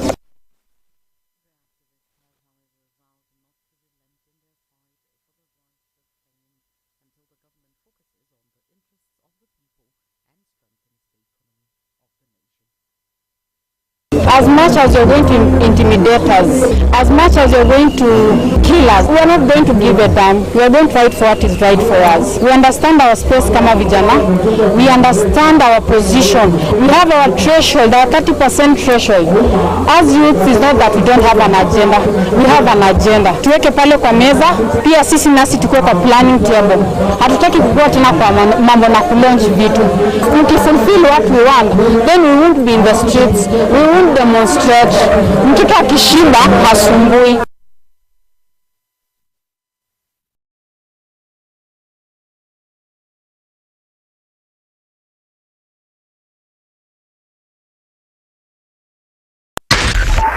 .4 Spice FM, Nairobi. One of the things that are ailing our country is negative ethnicity. You find you as a state officer, instead of thinking as a Kenyan, you think like a tribal person. Let me tell you something. The biggest problem we have had in this country is a leadership deficit. There is nothing that you are going to do in the process of change if you are not a risk taker. So you really have to pursue your vision to a logical conclusion and even be ready to step on people's toes. When it comes to the economy, you can't run away with it. They say statistics are like bikinis. They reveal a lot, but they conceal the vitals. And so government people would throw statistics at you and tell you they're revealing a lot of information to you, but it's really concealing the real vitals. We need to get out of that, because when we want to grow our democracy, one basic thing that really requires to be understood by the political class, by all of us, is institutions are critical. This is the Situation Room, the only way to start your day. Traffic.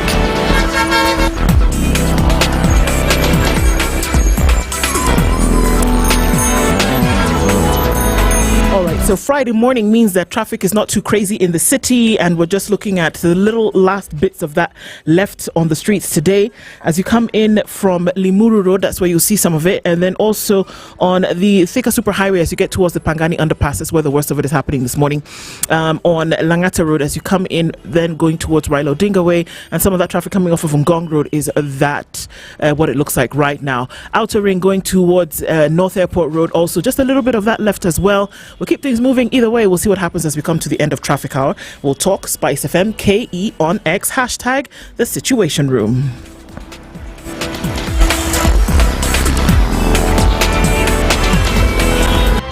If we just gloss over issues and hope that time heals, then we might find that in generations to come, we might be back at the same situation. And the whole thing is born of stolen elections. Spice. When it comes to the decisions you make, you must be independent. There's no way you can allow one institution to dictate to you how you're going to conduct your operations, how you're going to decide cases. It's a no. When you weaken the institution to the point where they cannot take action, then you realize that politicians have to come up and now start dealing with the issues. That conversation has to die. Our politicians do not like the hard stuff. We must insist on the path of doing things right, whether popular or unpopular. Money changes hands. That is a fact. If you have political goodwill at the highest top, like in Rwanda, then corruption will be an issue of the past. If you don't have political goodwill at the top, we will pass laws, we will amend laws, we will continue passing laws and re-amending laws, and nothing will happen. This is the Situation Room, the only way to start your day. Mature, intelligent talk every morning. Spice up yourself.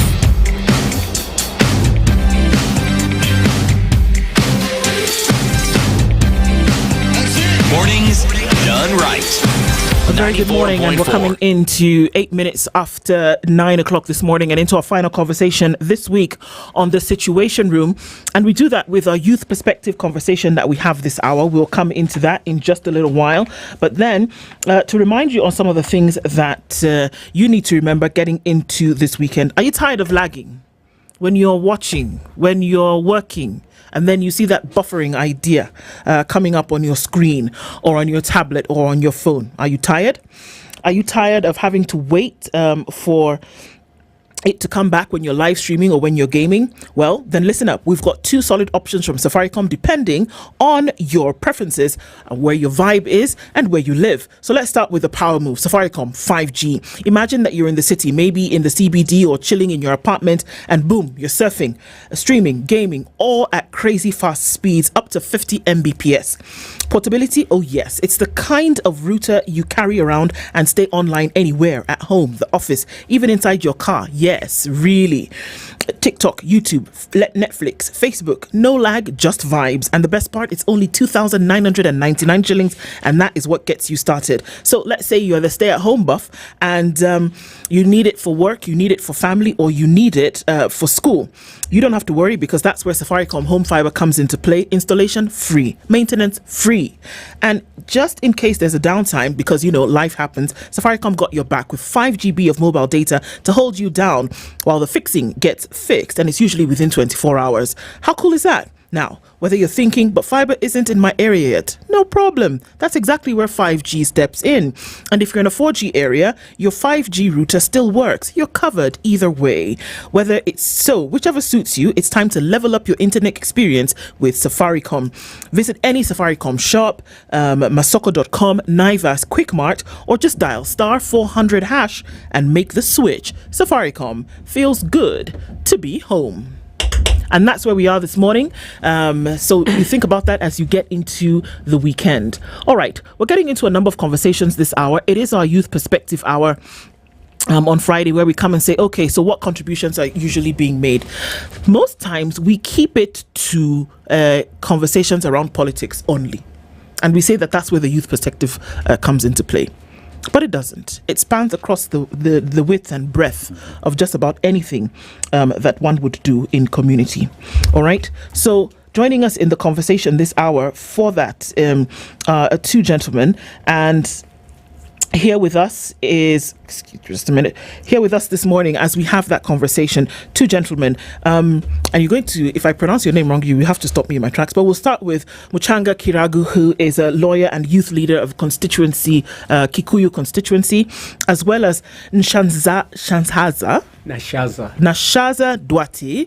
Nashaza Duati is a national chairman of Youth Nation Kenya. And both of you join us this morning. Just want to say thank you for being here in the Situation Room. Karibu sana. Thank you. Dennis is going to welcome you with today's proverb. We'd like to hear your interpretation of the proverb. Yeah, so our proverb today comes from the Kamba community right here in Kenya.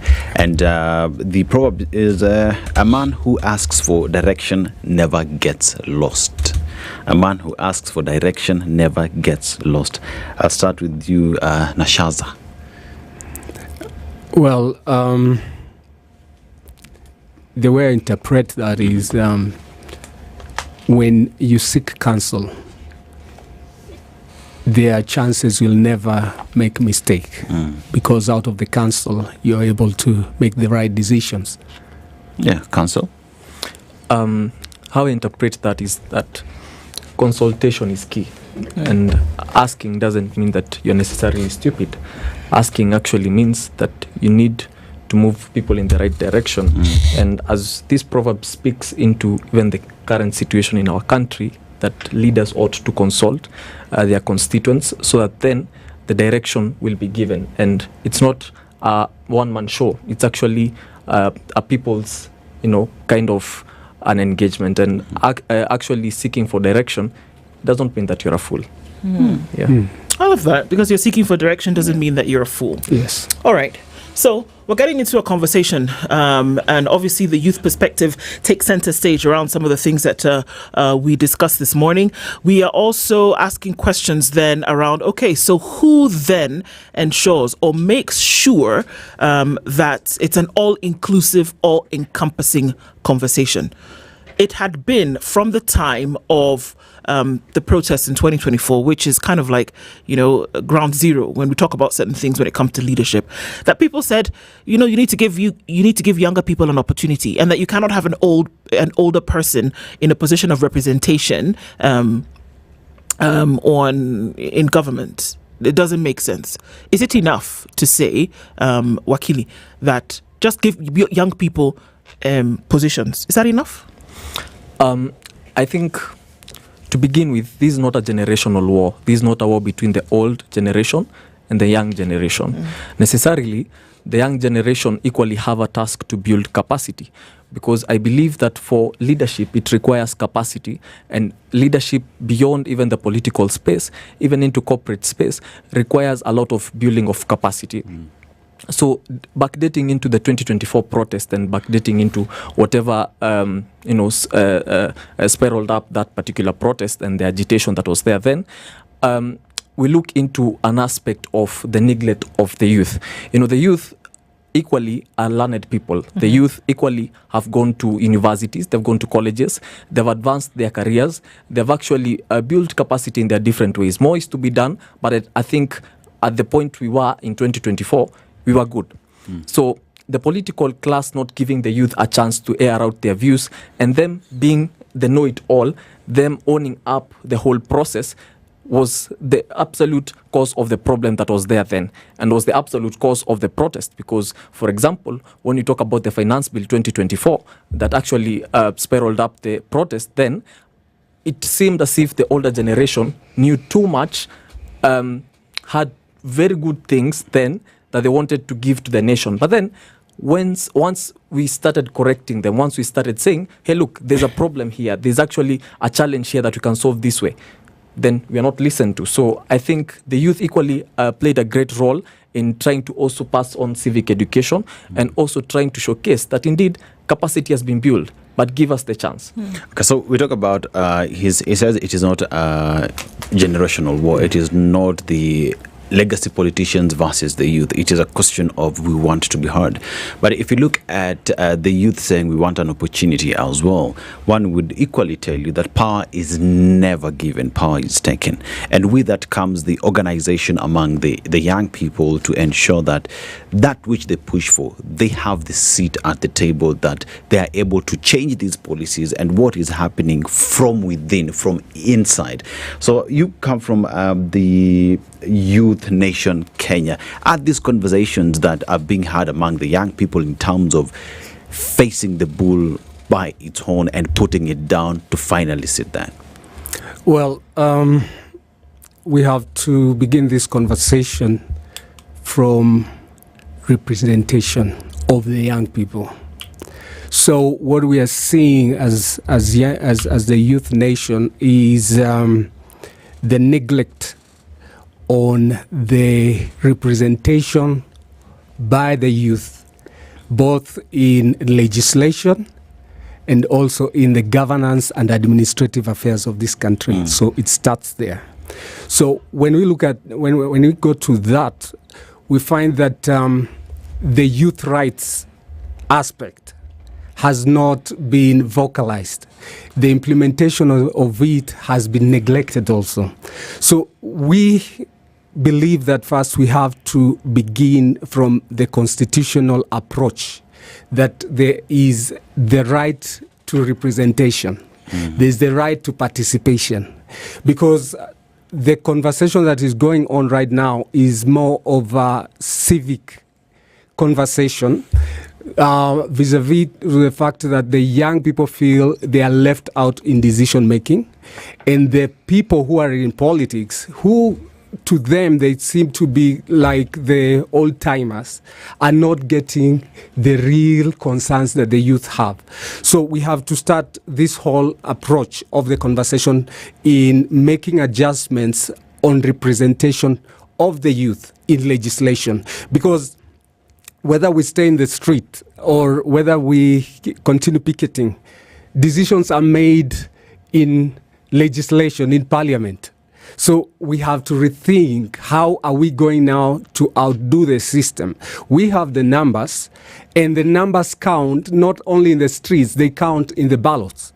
So we have to rethink our approach in terms of dealing with the systematic error that is there, and also congregate together, get united, because what we have seen on the street is togetherness. There is no aspect of unity. Everyone is saying, let's do this, and that is where we are getting it wrong. So we have to start first in the approach of representation, and specifically on legislation. So it is not representation just as a youthful constituent, it is also representation as a youthful demographic in leadership. Because what we face in this country is a leadership gap. It is an administrative gap and governance. So the whole conversation should take us to how do we revisit on constitutional basis our leadership structure, our administrative structure, and the governance. I believe personally that we are ready. We are ready as young people for the amendment of the Constitution to address now the lag issues. Leadership. What kind of leadership do we want? What kind of administration do we want? What kind of governance structures? Because whether we like it or not, the leadership structure as it is, it has some gaps, and these gaps are based on administration and the governance. When you mean constitutional amendments, what exactly are you saying? Well, I'll start from the aspect of empowerment. As I sit here, there's a presentation that is currently going on the Youth Bill 2025, and the Youth Bill 2025 is on its way to Parliament, and some of the things that are highlighted on this bill, they demonstrate the gaps that have been there on the leadership and the administrative factors as in relation to the young people. So we have to think of a way that young people not only they just don't become a voting tool, they become also the leadership and decision making. That is one aspect that we feel left out. And I'll give a good example. The representation in Parliament right now, out of the two houses of the young people, it is less than 20%. Mm-hmm. So if your voice is less than 20%, I mean, even if you have a good idea, like now the issue of youth empowerment, economic empowerment, so the youth are in the streets because of laxity and the lapse on economic empowerment interventions. These are policy issues. These are legislative issues. We have to rethink about that. I've seen on this bill that one of the conversation about the youth right is being restated. The restatement of the youth right, which has been there in itself, is an indication that that right has not been given to the youth as it was expected. So we have to think about the real things that make the difference in decision making. And decision making does not end just on the street. It ends also in the legislation. What laws? Okay, so that doesn't necessarily mean that there would be a call for constitutional amendments. It sounds to me that what then needs to happen is that those who've been tasked with responsibility of legislation and representation actually do their job. Yes. Does it mean that you need to go as far as constitutional amendment to get some of these policy issues actually taken care of? You talk about 20% is the representation of young people in Parliament.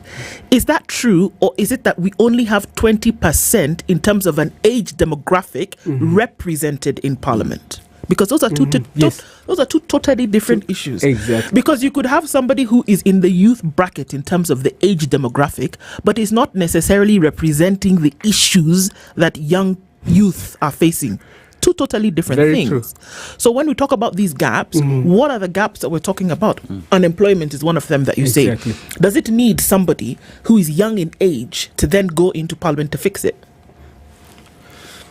I think picking from where my colleague has left the discussion, I'll say that Kenya has too many laws. Already it's superfluous. Already we need to implement the already existing laws. We don't need any constitutional amendment, just to differ with my colleague. We actually need implementation of the existing laws that are already there. You see, the Constitution is very robust and it's very progressive in nature. When you look at Article 53 of the Constitution, it highlights the youth as part of the marginalized groups that ought to be represented.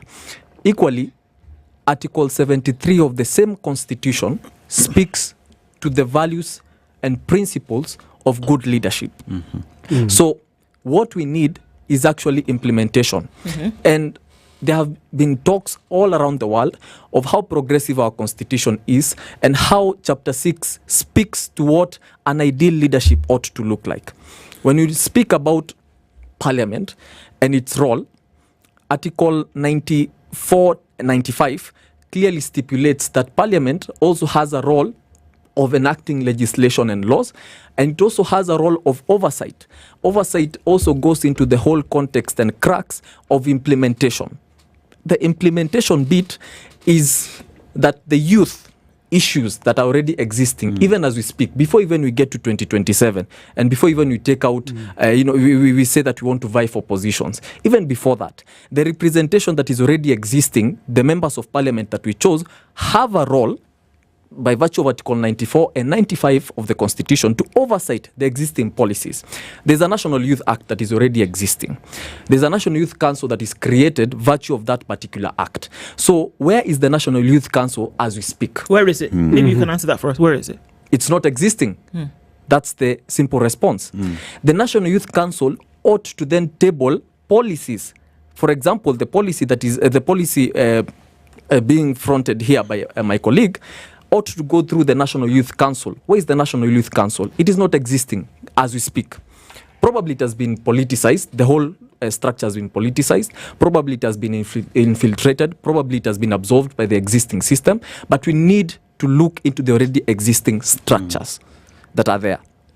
Just to finalize on that particular point, I'll then also equally look into the principles of good governance by virtue of Article 10 of the Constitution.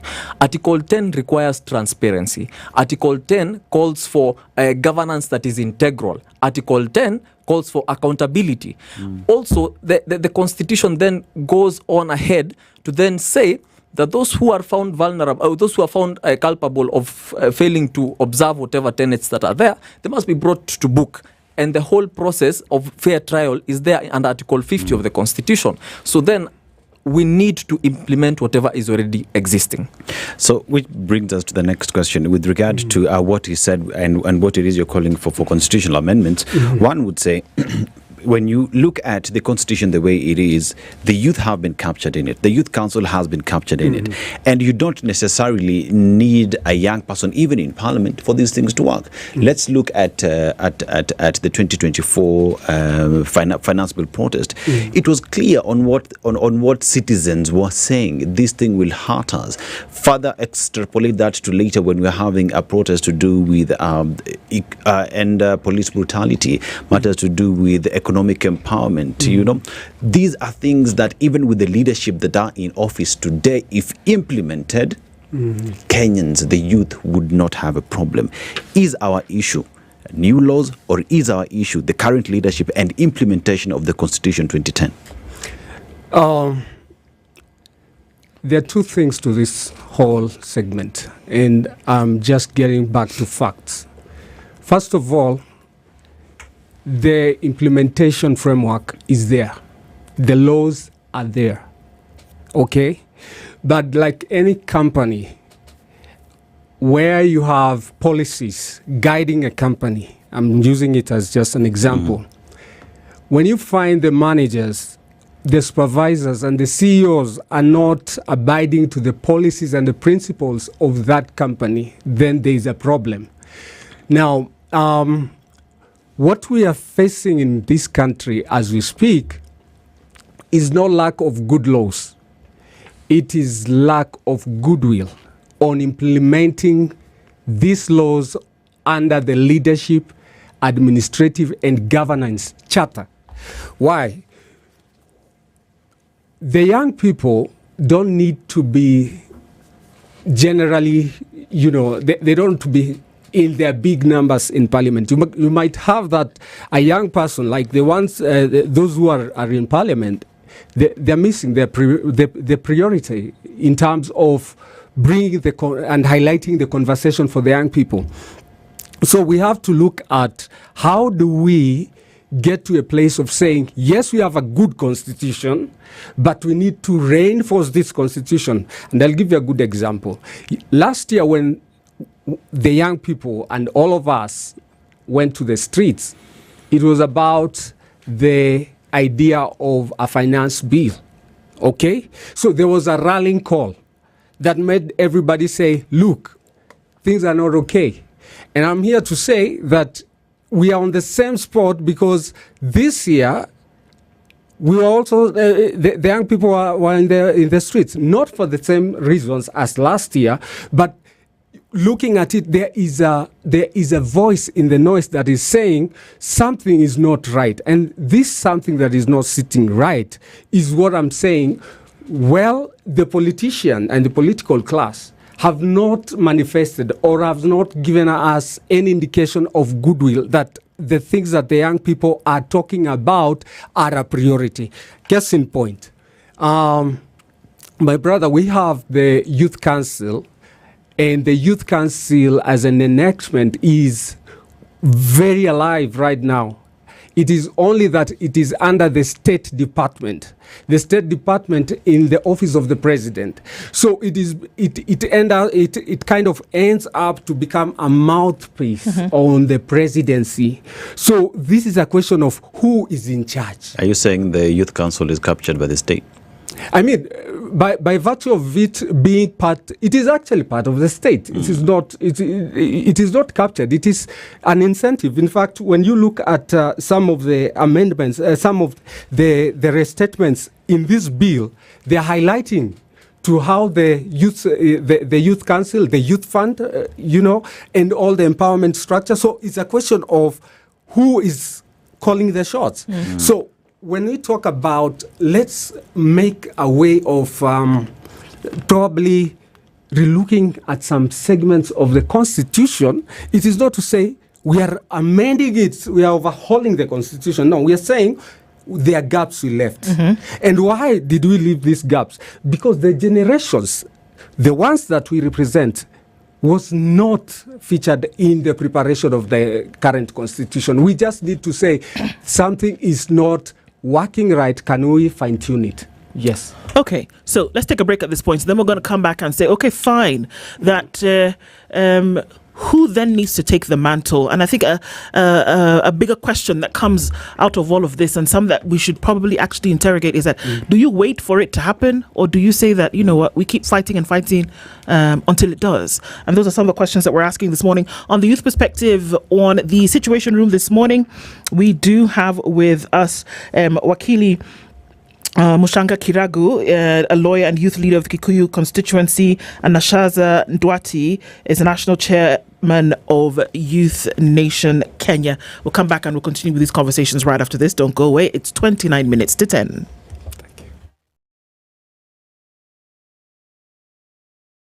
This is the Situation Room, the only way to start your day.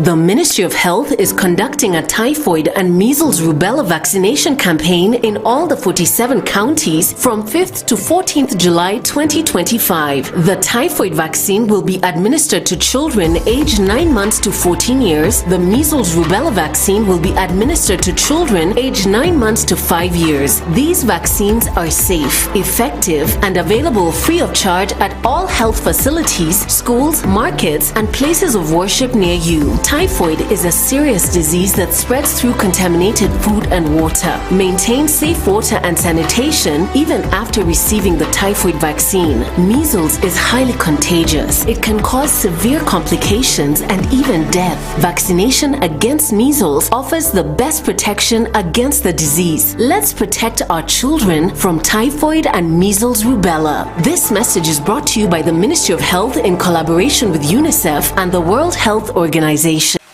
The weather with SpiceFM.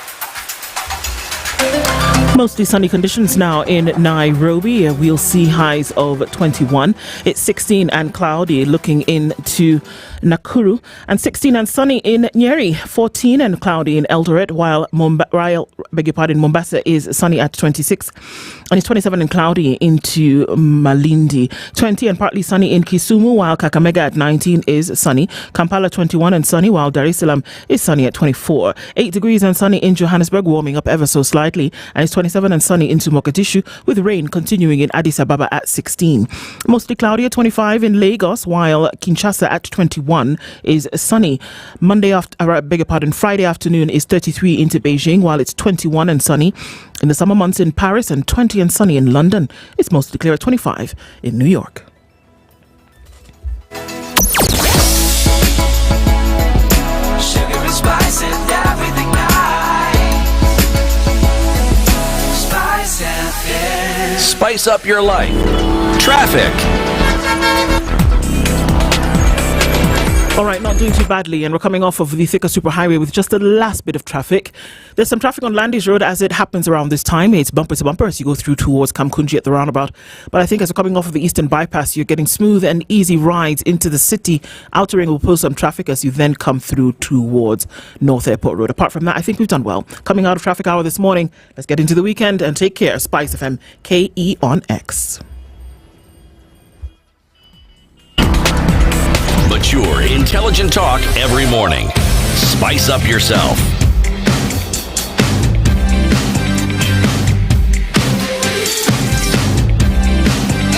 Mornings done right.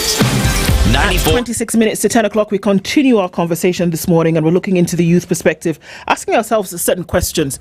And even as we do, the question is for Mushanga and Nshaza this morning is that in the last hour, we had a conversation around, what has been the longest when it comes to affirmative action, that, you give people a chance and then see what they're going to do with it. And then, happy accident happens, or what we would call happenstance, that you've seen that you can actually do a good thing. And it's not necessarily because somebody was a woman that she did well in a leadership position, but it's because she had more than two things in her head that allowed her to do it. So we're looking at the intellectuality of somebody and not their gender. Can we apply the same to youth? And we say that, let's not sit here and say that because we want to have all-inclusive governance, and just because somebody is young, then they ought to be given a seat at the table. True. Are we moving away from that conversation? And are we getting to the place where we say, come on now, we're all living in this country together. The unemployment bites everybody. The poor access to resources bites everybody, whether you're young or whether you're old. So if we are looking at a change that needs to occur, do we say, well, you need to invite me to the table, or do you say, excuse me, open the door, I'm at the table? What are we saying? Fantastic.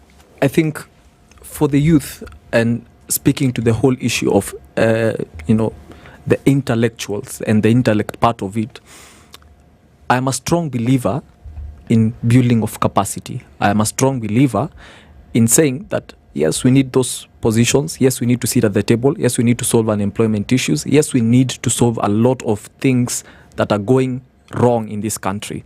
But then, what capacity do we have? Have we then invested ourselves in learning the current situations in the country, in understanding the numbers, in understanding the finance bill, for example, in understanding whatever is already existing? Then from there, we can then pick up the discussion of proceeding to the table with content, with solutions. But also speaking into the issue of accountability on the already existing systems.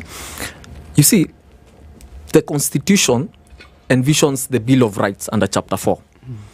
And the reason why I invoke the Bill of Rights is because human rights and good governance are mutually reinforcing. They go hand in hand. Without good governance, we cannot have the observation of human rights. And without equally human rights, we cannot then bring to book the already existing governance. So, you see, for example, Article 25 of the Constitution clearly depicts that resources, for example, that are in the national government and even those in the county government ought to be showcased and ought to be given to the vulnerable people in the society. And you see, in this particular point in time, we then ask the question, are the youth part of the bracket? Do the youth also deserve to have these resources? Do the youth also deserve some allocations in the budget? And I'm sorry. Yes. For what though? You see, for what that would be different from everybody else? Because when you say education, it's all encompassing. Exactly. Yes. When you say health, it's all encompassing. Correct. When you say infrastructure, it's all encompassing. So this budget that would be then given a percentage of to the youth, what for? You see, I'll go back to the Constitution, and now from there we'll pick up the discussion. The Constitution then envisions, you see, there are various groups that have been categorized under Article 53, and I began by saying that. And the youth is part of that particular group that has been envisioned under Article 53. And you see, the youth is not a special group per se, but it's also part of the groups that have been highlighted under Article 53. So let me pull the strings towards the discussion on the youth. You see, for the youth, what you're going to do with those funds is the question that you're actually asking. And the response to that question is, there are a lot of projects. For example, I had the president speaking about the climate smart works and also having projects that are youth oriented. He talks constantly about the housing projects. I'm not quite sure how many people are actually employed in those particular projects. Probably the statistics would help us. He said 300 and he said 3,500. 3,500, dependent on the areas, because I'm not sure, for example, in some areas we'll have all those 3,500. So when we speak, for example, about the climate smart works, actually no, it was 350,000. Yes, 350,000 young people across the country who are hired in. You mentioned housing, in housing. Only. Yes. So let me pick the discussion at the climate smart works, because that's, I think, what is a reincarnation of the Kazi Mtaani. You see, these are budgetary allocation that could actually help the youth, the unemployed youth out there, to have something to do in the meantime before we get formal employment and before we actually go to greener pastures and actually have a living for our own selves. So the budgetary allocation ought to also look into the matters appertaining the youth, and specifically going through the projects that are already existing and some that are going to be created. I think we have gotten to a level where we ought to also give solutions and try to shape this country, because we have no other country. This is our country, and we have to shape it into whatever we desire. Again, when we look at the Constitution under the Bill of Rights, it equally speaks to the aspect of equality under Article 27. And you see, whatever you're doing for the women groups, whatever you're doing for the marginalized groups up there in Northeastern and also some parts of even Mount Elgon, equally ought to be done for whatever for the youth groups that are already existing. Like what? I'm going to stick on that. Yes. Because I think there needs to be clarity. Yes. When you're making a request for something, there's got to be the objective of the request. There's also got to be the rationale for it. Because if we're saying give, for what? Truth. Because then that would then clear the path around, if that makes sense, where will the resources come from, who's going to carry it out, and unto what end, for what? Thank you. I agree with what you're saying 100%. So this is the thing that we should be discussing. First of all, I have noticed that there is this mentality by the young people that employment is the only way. And that is why we are more of, we need jobs, we need employment. We should, it's one way, but it is not the whole way. So the first thing that we need to think very clearly is youth economic empowerment. Empowerment cuts across the board. Does it mean that do we create incentives that promote youth entrepreneurship, youth in innovation, youth businesses? When I look at what the government is doing through the Ajira and also the Bomayangu, it is one step to the right direction. But you see, you cannot absorb all these people.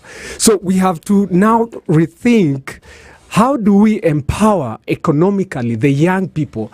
Do we need to come up with a way that allows the youth SMEs to thrive, to enjoy also the market, because the accessibility of resources and finances is one of the limitations that is making the young people say, we have the education, we have the talent, we have the innovation, but we can't access the resources. So we have to start from that. Now, when we come to that first step, then again, we must be accountable for our own actions.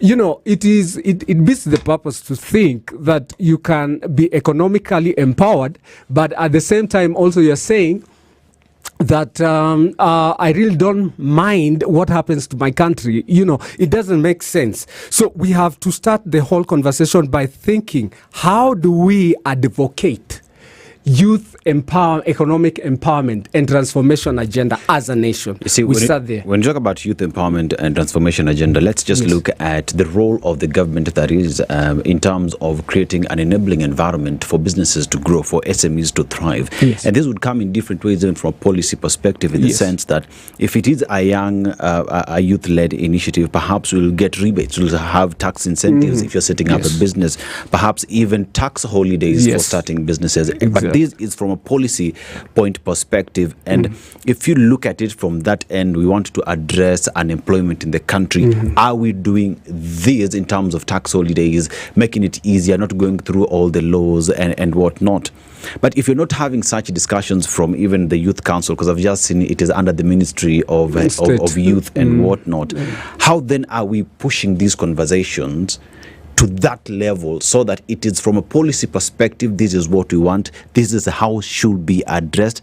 But if we just sit here and say we want monies for what? But if the government creates a good environment, then everybody is able to benefit from that.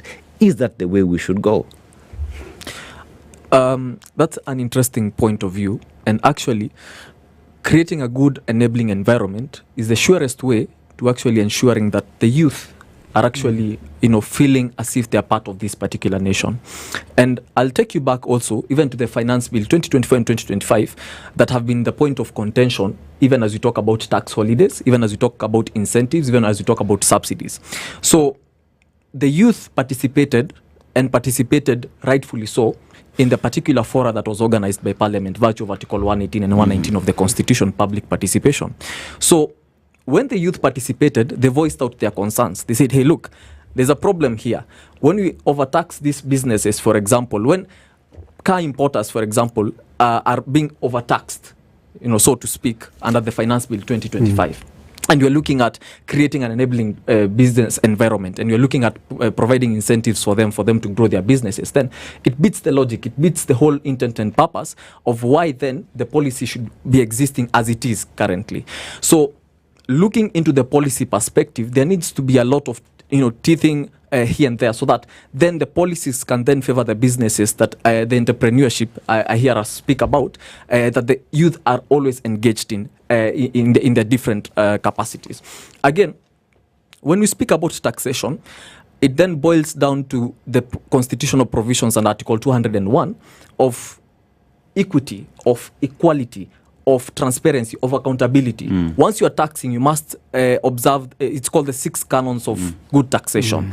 And also they were advanced by a writer called Adam Smith. So those principles of taxation then boil down to the whole issue of creating an enabling environment for the youth to do their businesses, for them to thrive in their anybody country. in the country. For anybody in the Not country. just youth. Correct. For anybody in the country. True. So we're looking at two things here. We're looking at what governance and policy then goes on to provide, whereby anybody in the country will be affected, whether you're looking at, every whatever, segments of demography, youth, young people, children, women, whatever. We're also looking at governance roles that young people could actually play, youth can actually play. And there's the issue of experience that comes into play. People are saying, okay, well, that's great. You want to be a member of parliament? You want to be a member of the county assembly? It made headlines when we had a 24-year-old who was then elected in the last election. And everybody was like, wow, this is, it's great. It was great. But then was it her age? Or was it what she had already done and what she showed the promise of what she could do? It was not just standing on top of vehicles and campaigning, but she had a track record. In her short years, she had a track record. She had spun up enough experience for people to come and say, actually, you know what? It doesn't matter that she's 24. In fact, I think the people who elected her were surprised that why are you guys making noise about her 24 years of age? We've seen the work that she's done. So this connects us to an experience. Is experience then a requirement or prerequisite for consideration when it comes to leadership roles for younger people? And I say younger people deliberately. Yes, I'm not saying yes to experience, but this is the thing. The first thing that comes into place is exposure. First of all, before you get experience, there's exposure levels. Then you build on the exposure, you capitalize now the experience. Because now, for instance, we are here. I might not be exposed in this industry enough to become probably a producer. You understand? But if I'm in this environment and I continue learning, then I gain the experience. When you deal with a young or probably professional, let me just call it the professional approach, exposure is the first step. Then how you capitalize and build on that exposure will determine the kind of experience you derive from that environment. Young people should not be disqualified for opportunities by the basis that they are not experienced enough. They should be given the opportunity first to be exposed and also to gain the experience as they learn. And that is why we have things like internship. Internship or the prodigies is to give you that kind of experience, the experience that is required. But back to Sorry, that's interesting actually. Yes. So when we talk about leadership positions, should there be an internship of sorts? Yes. That you get and you say, okay, well, let's have a go at it for 6 months or a year, and this is what it would look like if you had to be a member of parliament, for example, representation, oversight, legislation, because you can have the exposure. I don't care, go wherever you want in the world, but you're not then going to be able to carry out conversations in the floor of parliament. It doesn't matter what you do. No matter how you want to color it, you don't have the experience, you're not going to be able to sail the boat. So does it make sense? Because this is what we're talking about, that you start to change in democracies or in jurisdictions whereby this kind of thinking is front and center. You have people who are at the age of 14, 15 years old, having experience with what it's like to be in government. True. That's why you have programs like World Scholars, and you have programs whereby it's showing young people, this is how you start to get into it. True.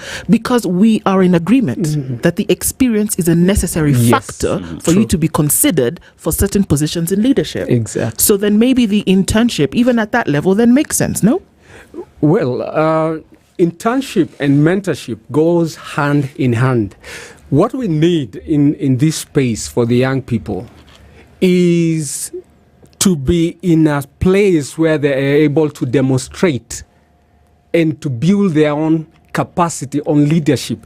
If we leave the whole conversation, like now the aspect of civic rights and the youth rights, actually, many young people don't know what the youth rights are. And they end up with that kind of, minimal exposure. They are only left with only one segment, that when things don't go right, then I hit the street. We need to rethink about how to integrate, how to mentor, how to also give the apprenticeship in terms of exposure to the young people, because at the end of the day, that is what really the young people are lacking. You see, another way of looking at it is in the country, we actually do have the Youth Parliament of Kenya, which is an independent institution run by the young people, which goes forward to talk about this experience that we have. But when you look at what Youth Parliament does, one asks the question, what do they do? Who do they represent? What policies do they have? Do they check the government? Do they check their peers who are in these government leadership positions? And an emphatic answer would be no. Perhaps is it about time that such bodies like Youth Parliament would work as a shadow cabinet, as a shadow government, so that even when we talk about the finance bill is being presented, this Youth Parliament would come with a counter proposal on how things would be done, and through that we see capacity being built moving forward. Perhaps these are things that we could push through policy to be changed in Parliament, so that then we have a stake and we have a voice to the government that is. I agree with you entirely. I think we have discussed this here, and you have said that the problem is that the youth, especially we talked about the Youth Council earlier, has been absorbed in the already existing system and structure. So we need to be independent to the extent that we can actually provide oversight and actually provide solutions to whatever is problems already existing. So independent to the extent we don't receive orders from anybody in government to discuss whatever agenda that suits them. Yes. We need to be independent to the extent that we can actually counter a proposal that has been given by government or any state official, to that extent that we then have a better solution. We then say that this one is not done correctly, this one is done correctly. And that builds into the capacity, that builds into the experience, that helps us to be more exposed as we are speaking. So we need to look at the policies that are already existing. We need to align them to the independence part of it, the independence of the Youth Parliament, so that then we can have a shadow kind of cabinet and shadow parliament to oversight whatever is happening in government. It's interesting that you say that, because I remember that some of the clubs that I was in high school and then getting into university, is that you did, and even at higher levels in the university program, is that you had a group where you were independent. You were independent, but you had what they called a chaperone. Yes. You had somebody who was higher up in experience, who guided you. True. Because it is not possible in life, in government, in politics, to operate independently. Yes. Especially if you don't have the adequate experience in the life nitty-gritty of things. So we seem to be wanting to run away from what seems to be necessary when it comes to guidance and experience building. But are we saying that the need for that doesn't exist? Because I hear you saying, Wakili, that you need, let us be over here making our decisions, and when we're done, we give them to you, and then you see how you're going to fix them in. Can that really work? In today's current dispensation, can it work that you have a group of people over here, you remove yourself, you kind of, it's kind of like Lego, right? The piece that's supposed to stick here, it's empty, but we're going to go over here, build it, and then when we are done, we're going to think that automatically we're going to come back and it'll stick back into the rest of this machine that keeps moving. In the way I'm thinking about it, if the machine keeps moving and you come back with your piece, your hole is long gone. Yeah, it is. I think is an issue of, as we started this conversation, is a legislative issue. I like the idea of youth parliament. It's a very solid idea. But now its independence is where the gap is. I think we need to have a semi-autonomous way of correlating with the government, because you cannot work outside. If you want to have impact or to have a say even in governance, also you have to have a way of connecting with government or with governance. So it's a question of these policies that are there, are they able to integrate the subject of youth parliament also as a semi-autonomous organization in itself, that instead of people, the young people going to the street, they can say, look, we have our youth parliament, okay? And this youth parliament is a representation of the way we think. So can we petition our voice through this structure? Then it becomes now the duty of the youth parliament. Like, for instance, we have not seen any memorandums. We see people saying, okay, we need this, we want that. We have to structure the conversation to a place of legislation is able now to connect with what we are talking about, with the concerns we have. Because we can't just say, and I like that idea, that you have this piece here that doesn't fit here, and then you want us to agree when from the onset we have not been able to create dialogue. We have not been able to create a platform where we can say we can speak with each other. Instead of making noise, we are not giving the voice that is required in that space. In Parliament as we speak right now, we have the Youth Parliamentary Caucus, all about the young parliamentarians in there. Yes. Is there a feeling whatsoever that they represent the issues being raised by the youth?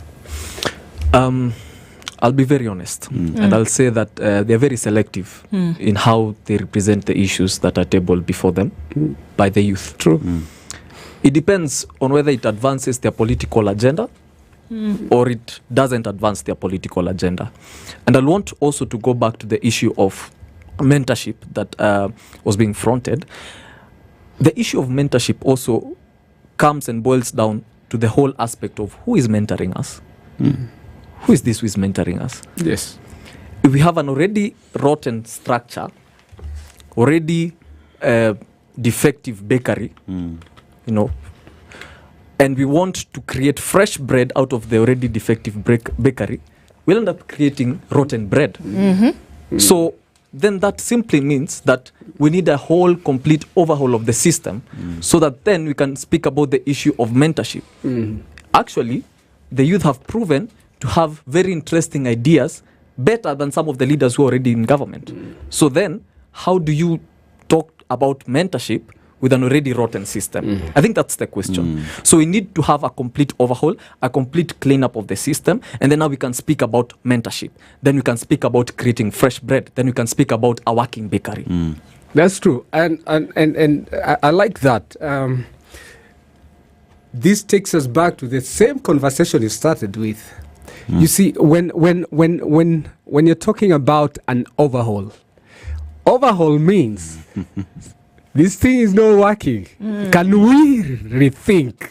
And that is where the youth, interestingly, the millennials who have the potential to bring this change together with the G and Z, the millennials who are between 35 and 45 years, they account for 9.5 million votes in the next election.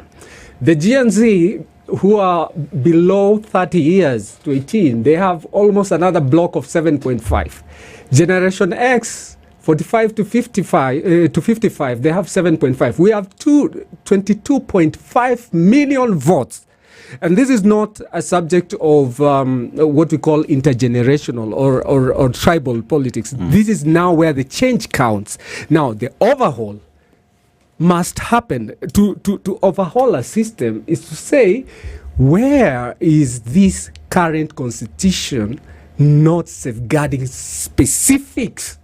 Because if you say we'll make the amendments in parliament, and that same parliament is say we are in agreement that their interests cannot onboard this kind of ideology, how will you do it? So it's a question of now rethinking the subject of the leadership, Because in the leadership, we'll be able to say, this is what we need to do. Administratively, this is what we are going to do. Indeed. And governance, the same. Those are questions that we end with this morning, for us to continue to think strategically about how all of these thoughts that we have can actually come to fruition. Mushanga Kiragu is a lawyer and youth leader in Kikuyu constituency, and Shaza Dwati is a national chairman of the Youth Nation Kenya. Thank you both of you for being here this morning, for having youth perspective conversation with us today, and thank you for being part of Kenya's biggest conversation this second week of July. We get into the third one and wait and see what is in store. Have a good weekend. It's 1 minute past 10.